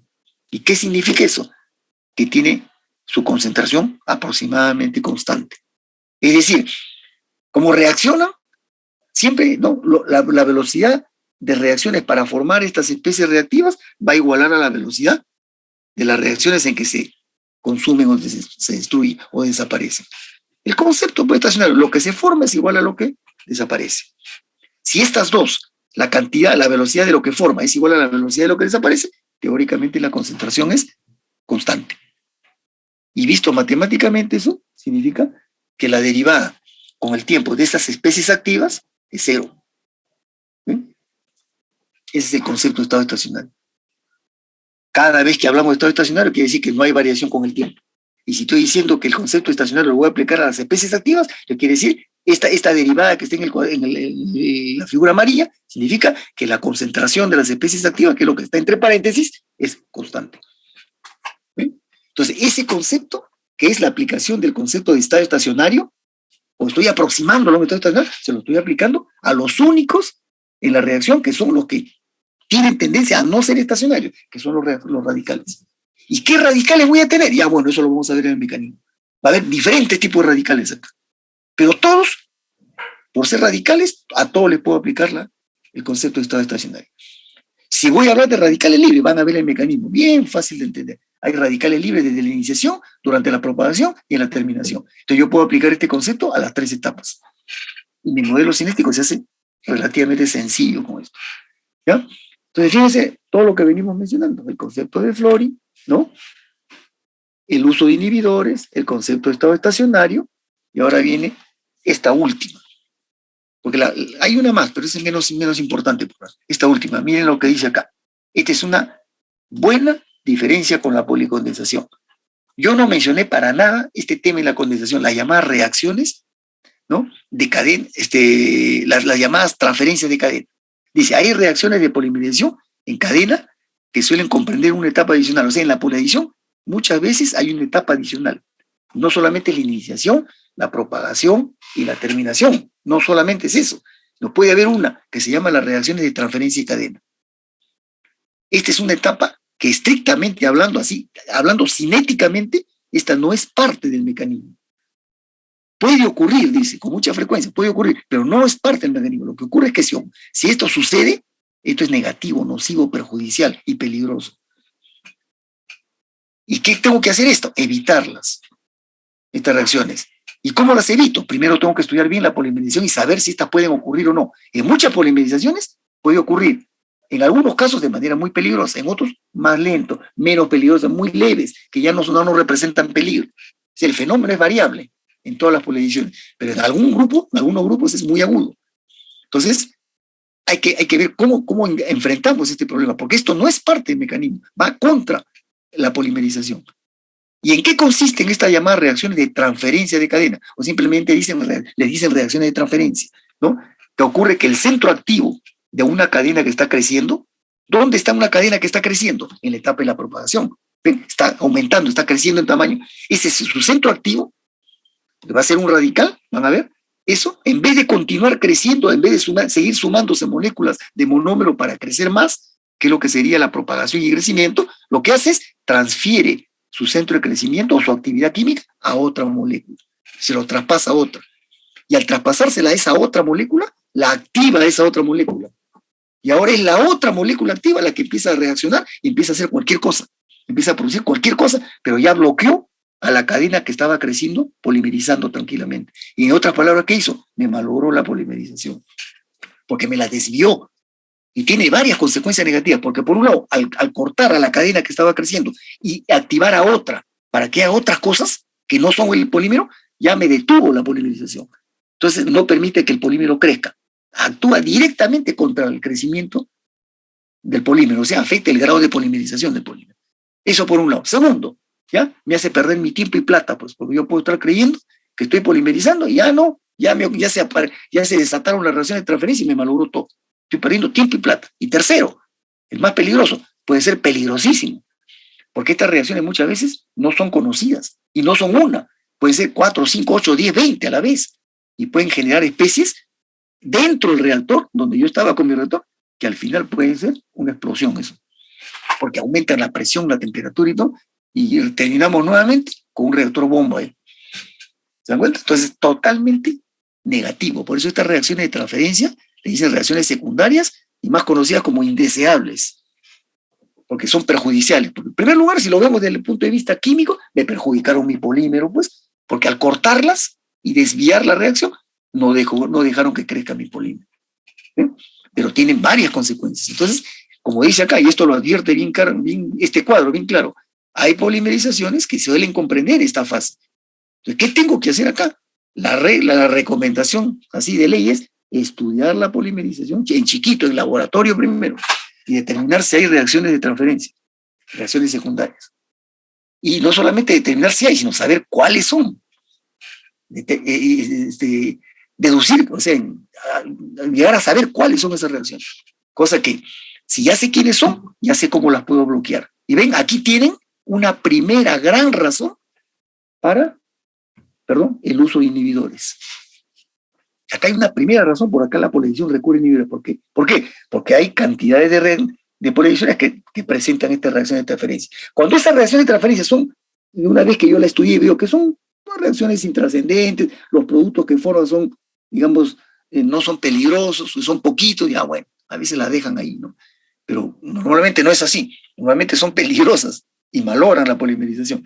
Entonces, ¿qué tengo que hacer sabiendo que esa reacción tiene tendencia a formar transferencia de cadena y voy a ir a un reactor en planta? ¿Se dan cuenta? ¿Qué tengo que hacer? Desde el comienzo de la reacción, busco el inhibidor específico para esas reacciones de transferencia. Y tengo que recurrir desde el principio. Cosa que yo comienzo mi polimerización y así quieran aparecer estas reacciones, ya las tengo bloqueadas desde el principio. ¿Ven? Ahí hay una primera gran razón para usar inhibidores. Pero esto lo vamos a ver ahora en el mecanismo, porque hay que, como dicen, que puede ocurrir como una etapa más, aunque no es propiamente el mecanismo, pero puede ser una etapa más adicional, lo vamos a presentar. Y vamos a ver el efecto, y por qué es que esos efectos negativos que les he comentado, lo van a ver ahí en el mecanismo. Y esto como ingenieros, tienen que tenerlo bien claro en la cabeza. Este es un peligro muy, muy frecuente, sobre todo, les digo, en la de radicales libres. En la iónica y iónica compleja es menos peligrosa, pero en radicales libres es muy peligrosa. Felizmente que no ocurre así de manera peligrosa, no ocurre, sino en un cierto tipo de polimerizaciones. ¿No? Pero en otras ocurre leve, ya depende de qué es lo que quiero. El ingeniero va a tener opciones. Si es leve, voy a tener opciones. Cuando es aguda, peligrosa, no tengo opción. Tengo que matarlas a esta polimerización, a estas reacciones, perdón. ¿Está bien? Entonces, miren, desde el principio, esto no lo mencioné para nada en la policondensación. Y en la policondensación también pueden ocurrir reacciones secundarias, pero no son tipo de transferencia y cadena. No me desvían la polimerización. Simplemente ocurren simultáneamente. Como ahí hay condensado, el condensado a veces ahí complica, enreda, genera otro producto que puede interferir un poco en la polimerización, pero no la bloquea. Sí hay. Entonces, por eso ni la mencionamos. Aquí sí, porque aquí es característica en la poliadición, ¿ya?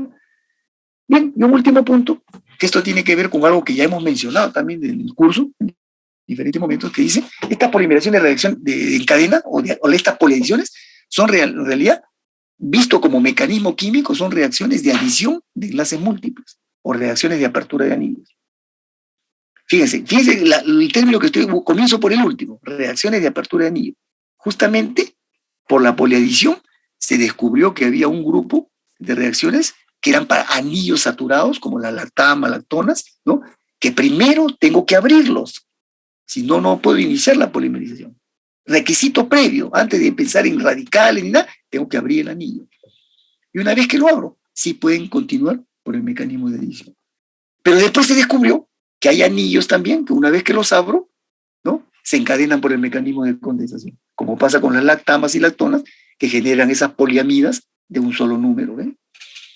Entonces, por eso es que a raíz de eso, de que la apertura de anillos ocurre tanto, siguiendo el mecanismo de adición como de condensación, dijeron, no, mejor esta apertura de anillos afuera, aparte, es un tercer mecanismo, porque lo relevante acá va a ser abrir el anillo primero, ¿ya?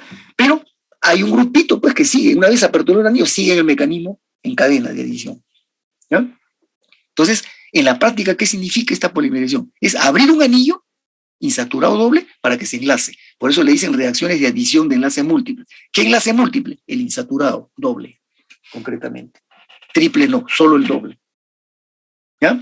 Y aquí dice, la más importante es la de radicales libres, pero no es porque sea la mejor, es la que da lo de menos calidad, pero es la más practicada, la más barata, la más fácil sobre todo, la menos complicada. ¿Ya?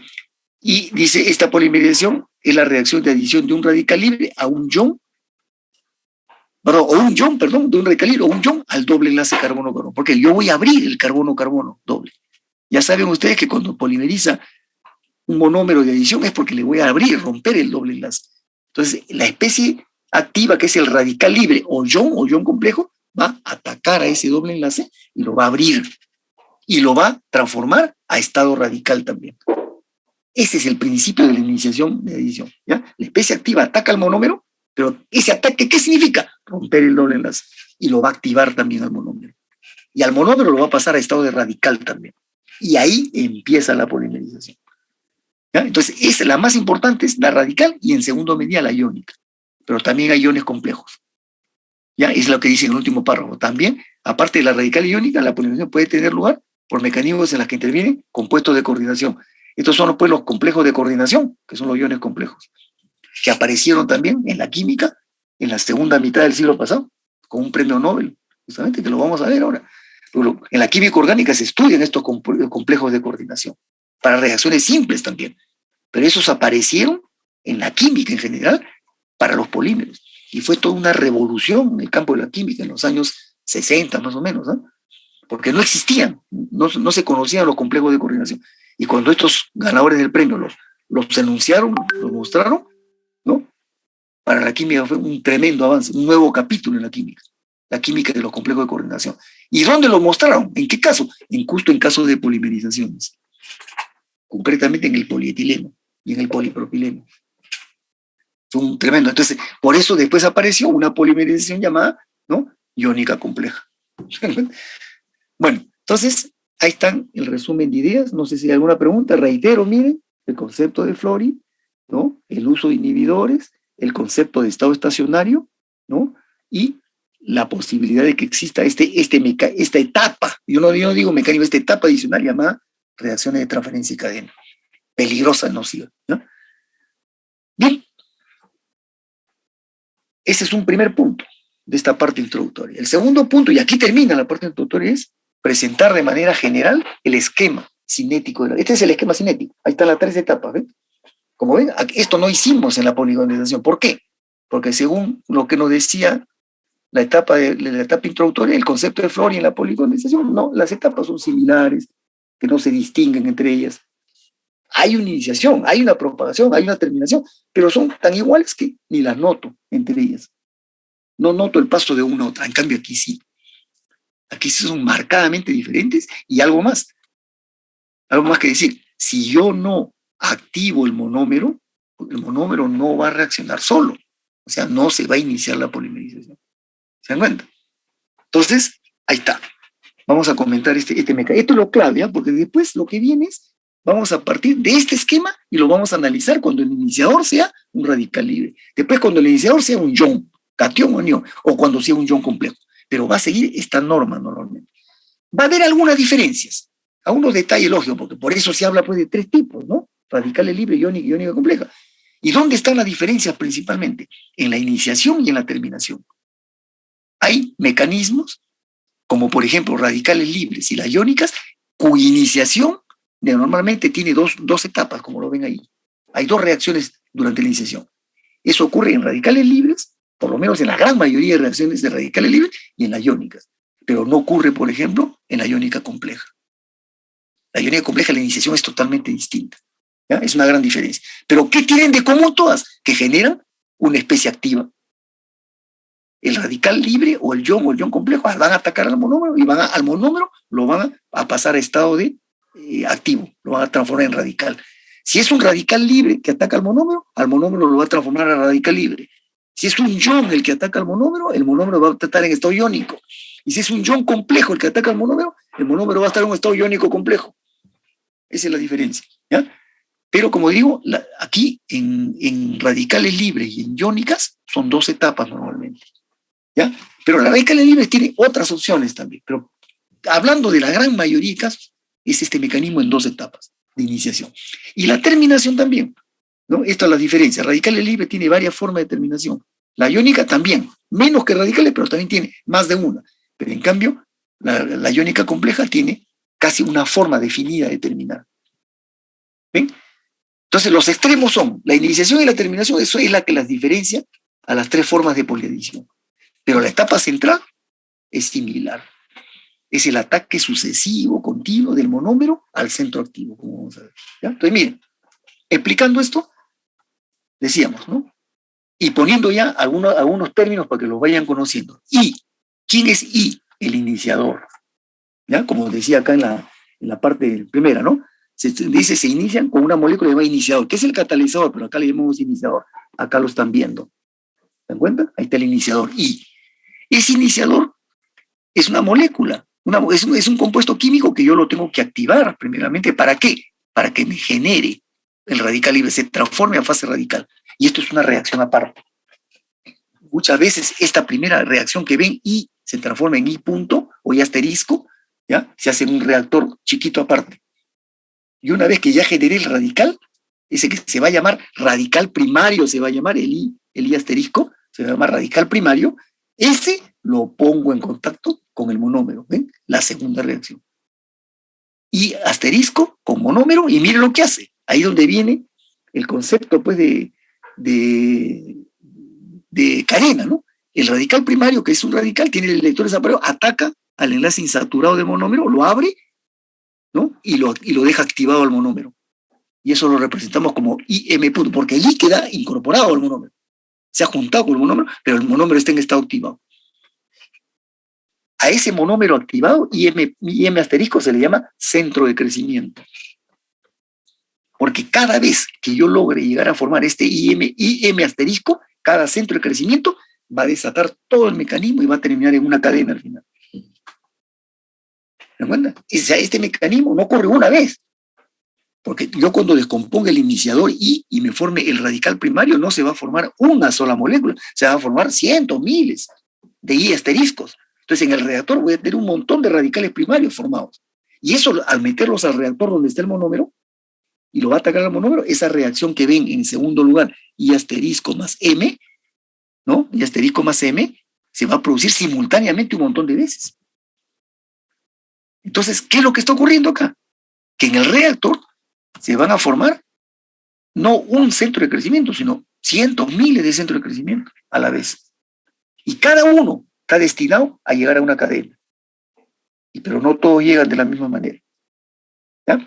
Porque, como en toda especie, imagínense que estuviéramos pues en un espacio físico las personas, ¿no? Y todos estamos buscando un mismo objeto y queremos agarrar algo que está en un sitio y vienen un montón de personas y quieren a la vez agarrarlo. Siempre va a haber uno que es más vivo, más rápido, llega primero, otro que llega después y uno que llegará al último, ¿no? En la química pasa igual. Cuando las especies están en competencia para reaccionar, siempre hay una que reacciona primero y otra que se demora más. Entonces, ¿por qué le digo esto? Porque cuando yo genere este mecanismo de la iniciación, como le digo, ese cuadrito que ven ahí, iniciación, va a ocurrir simultáneamente un montón de veces. Porque cada vez que yo descomponga una molécula iniciador, se van a formar un montón de radicales. Porque yo no estoy poniendo una sola molécula iniciador, sino una cantidad de moles o una cantidad en peso. Entonces, seguramente son un montón de moléculas de iniciador. Y cuando la descomponga en el reactor, ¿no? Se van a formar muchísimas moléculas de radicales primarios. ¿Sí? Entonces, y una vez que ya tengo mis radicales primarios, yo lo inserte al reactor principal, aunque hay técnicas para hacer eso, pero una vez que lo contacte con el monómero, lo ataca, lo activa, abre el doble enlace y genera el centro de crecimiento. Pero va a ocurrir simultáneamente muchísimas veces. O sea, voy a tener en el reactor un montón de centros de crecimiento. Y van a empezar a competir todos por el monómero. Porque ese centro de crecimiento, que es un radical, que tiene monómero, pero es radical, al final de cuentas, va a estar igualito, ávido, porque tiene un electrón desaparecido y va a tratar de atacar a los monómeros. Y va a seguir repitiendo. Ataca un monómero, lo vuelve a abrir y suma un segundo. Mire, ya empezamos en la propagación, suma un segundo monómero. M asterisco o IM2 asterisco. Después viene a un tercero, a un cuarto, a un quinto, ¿sí? Y va sumando hasta que yo puedo llegar a un IM-1 asterisco y suma un nuevo monómero, ¿no? Y llega al radical IM asterisco. Ese es un macro radical, ya digamos. ¿Ven? Esto ocurre rapidísimo, porque los radicales son así, violentos, y si son radicales libres, más aún, son súper rápidos. Por eso le dicen en cadena. Muchas veces este mecanismo de propagación, hay algunos autores que les gusta representarlo, no así como lo están viendo acá, lo estoy poniendo en etapas, así una debajo de otra, a uno lo ponen horizontalmente. Ponen la primera reacción, llegan a IM2, y ahí le ponen una flecha al costado, más un monómero, IM3, otra flecha al costado, más otro monómero, y IM4 lo ponen horizontalmente, así, como para decir que es una cadena, ¿ya? Pero basta con decir que esto es muy rápido, ¿ya? Son reacciones así, a gran diferencia con la condensación.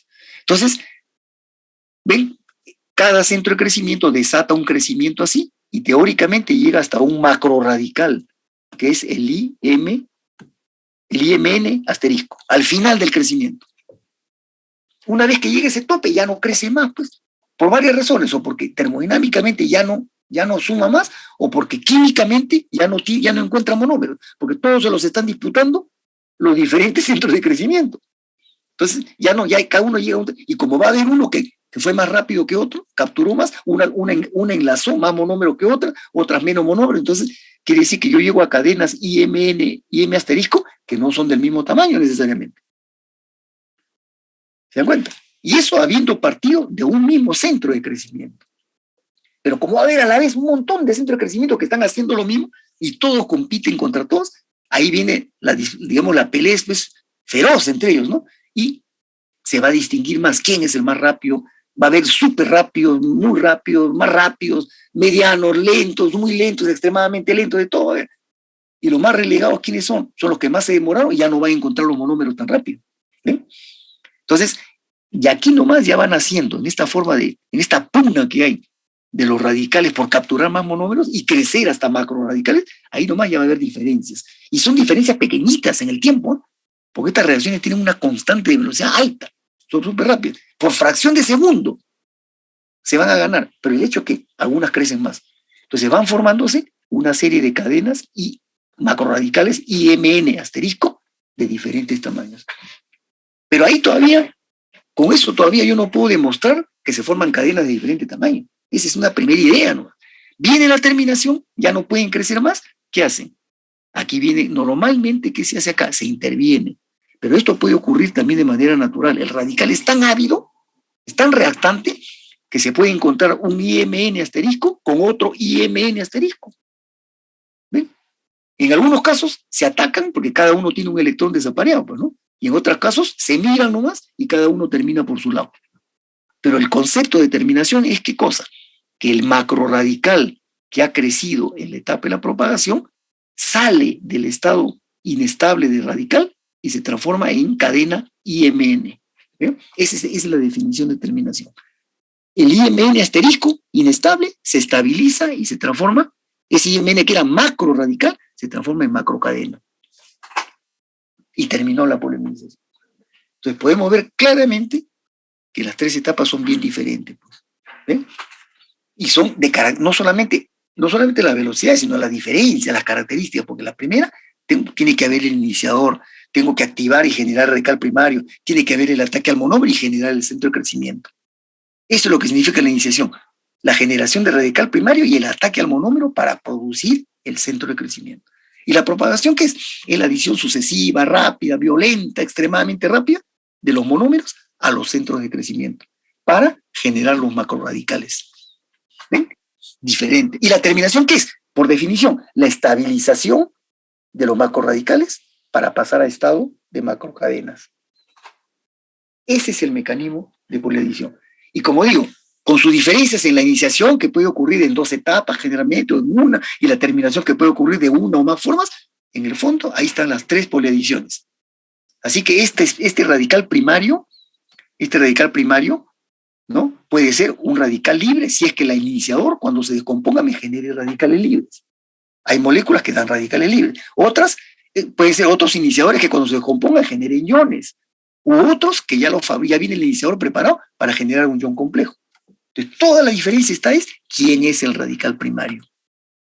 ¿Ya? Puede ser, como digo, radical libre, iónico o ion complejo. Y según eso es todo el mecanismo. ¿Se dan cuenta?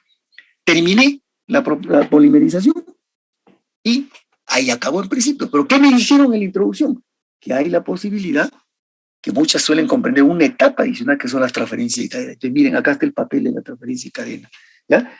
Terminó la polimerización, feliz y contento, ahí, ¿no? Y ya, obtuve mi polímero. Pero puede ocurrir que por alguna presencia de algún elemento extraño, que es esta molécula que dice T abajo, ¿cómo se llama? Ahí está la flechita, agente de transferencia. Es una molécula desconocida. Bueno, desconocida en el sentido de que no es ninguno de los reactantes de la polimerización, ¿no? No es ni el iniciador, ni el monómero, ni el catalizador, ni nadie más.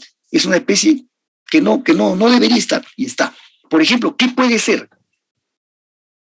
¿Qué reactantes tenemos? Iniciador, tenemos monómero, puede haber hasta solvente, porque la polimerización puede ocurrir en fase líquida, son solvente, ¿ya? Y esos compuestos pueden traer impurezas. Lamentablemente la industria puede trabajar con productos que son químicamente puros, pero no son de grado análisis, no son 100% puros. Entonces, todos pueden traer alguna impureza. Y esas impurezas muchas veces son las que traicionan a la polimerización, son las que hacen este papel de agente de transferencia.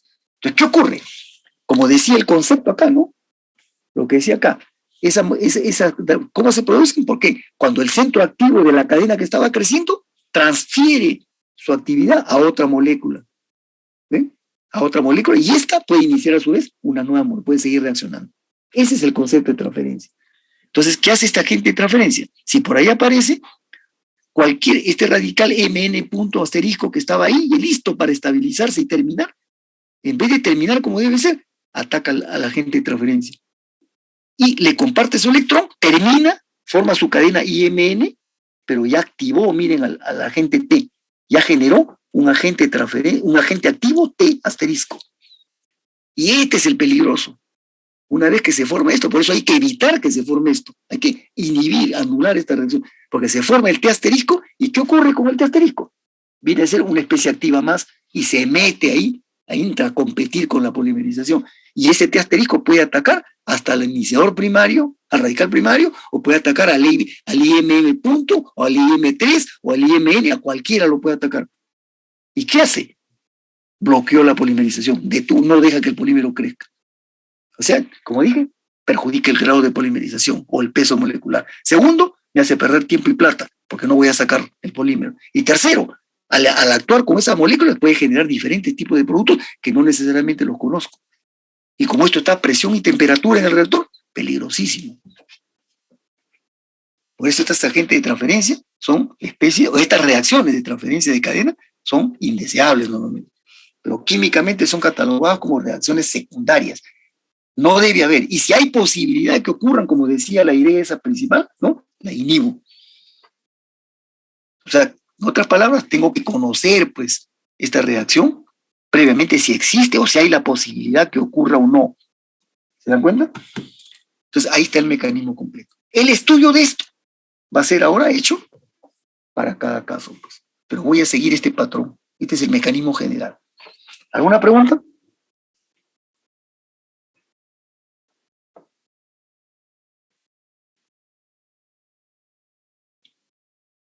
Entonces, voy a empezar, y de hecho a la que más le vamos a dedicar es a la polimerización de radicales libres. Yo les voy a enviar este archivo ya. Ya sabemos, pasamos a la próxima semana de exámenes, no tenemos clase, pero ahí lo tienen para que lo vayan observando, cosa que el martes siguiente de la semana de exámenes vamos a hacer todo radicales libres. Esta es la que más le voy a dedicar, porque esta sí es posible que puedan encontrarla en el país. Si alguno termina en una empresa donde polimeriza, esta es la que va a encontrar más. ¿Ya? Entonces, siguiendo este esquema que acabamos de ver acá, ¿no? Ahí está. Ahora, aquí les he dejado 2 diapositivas más para que lo analicen. Por ejemplo, este mismo esquema está detallado en algún punto más en esta otra diapositiva. ¿Ven? La iniciación nuevamente tiene 2 etapas en la mayoría de casos. El iniciador se descompone, genera el radical libre, y el radical ataca al monómero y forma el radical de monómero, M asterisco. ¿Ya? Y ese después se va a sumar N veces en la propagación. Y miren, acá detalle un poco las terminaciones. Cuando se trata de radicales libres, por ejemplo, los radicales son tan reactivos que no esperan que uno termine. Entre ellos se pueden atacar y se suman. O entre ellos generan una reacción rara que se conoce como desproporción. Esa reacción, terminación por desproporción. ¿Ya? Esas son 2 formas muy comunes de terminación en radicales libres, por ejemplo. Pero hay una tercera incluso. Y la reacción de transferencia que ya le expliqué. Aquí le hemos agregado sus constantes, inclusive. Tienen nombres particulares. Como son reacciones distintas, cada etapa tienen constantes distintas. En la primera, por ejemplo, en iniciación, cuando el iniciador se descomponga y genere el radical, se va a llamar la constante de descomposición. Y cuando ataque recién al monómero, para formar el centro de crecimiento, se va a llamar, esa es la constante de iniciación. Son 2 constantes distintas. Después, en la propagación, cada etapa tiene una constante de propagación, K sub P.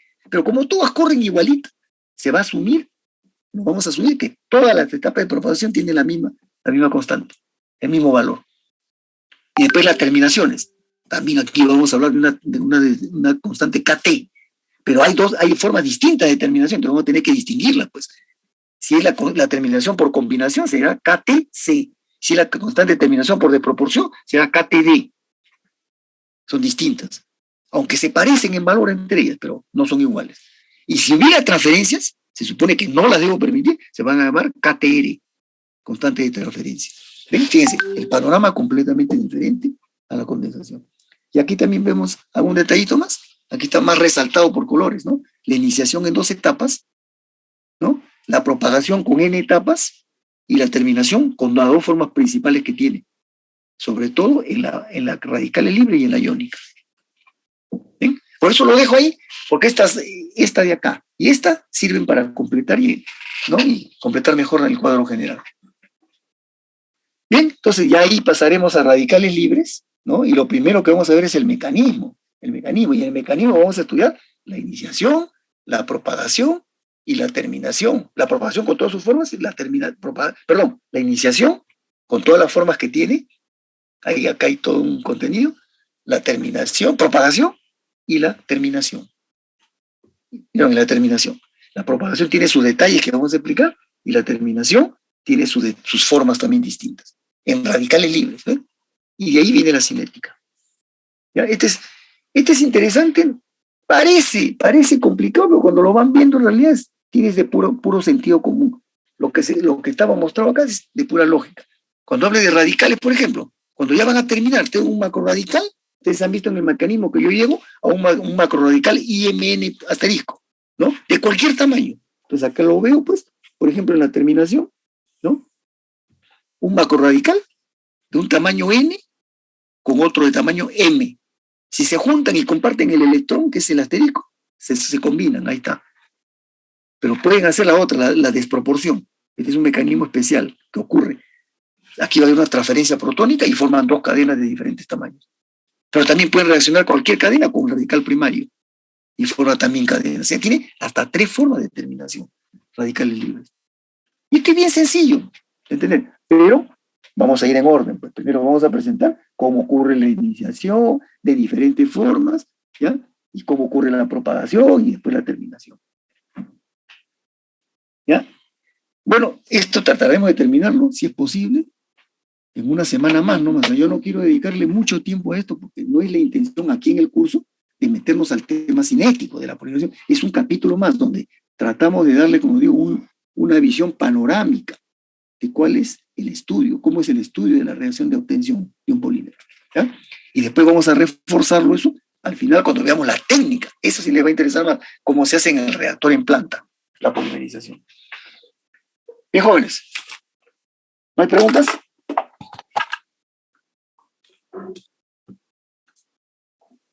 Para pasar la lista. Bueno, este archivo se los mando en esta semana antes de los parciales para que lo tengan. Ojalá se puedan dar su tiempito, ¿no? De cómo se llama, de poder revisarlo, pues, un poquito antes de la próxima clase, ¿no? El martes posterior a la semana de exámenes. ¿Ya? Y que les vaya bien en los exámenes, ¿no? Paso la lista. Anguamán. Antesana. Antesana presente. Presente. ¿Qué ha pasado acá? Mi mouse me ha... Listo. Antesana presente. Araujo. Araujo presente, profesor. Ya. Aroni. Aroni presente, profesor. Ya. Atúncar. Atúcar presente. Ya. Auqui. Auqui presente, profesor. Ya. Maldión. Ya. Banda. Bonilla. Sí, presente. Briseño. Calixto. Presente. Ya. Cano. Presente. Ya. Cárdenas. Cárdenas presente, profesor. Ya. Castañeda. Castañeda presente. Ya. Castillo. Castillo presente. Ya. Cepeda. Chaguaila. Chaguaila presente, profesor. Presente, ya. Listo. Chávez. Choquejagua. Collantes. Córdoba. Presente, profesor. Collantes presente, ya. Collantes presente. Ya acá está. Córdoba. Córdoba presente, profesor. Ya. Cuaresma. Damasio.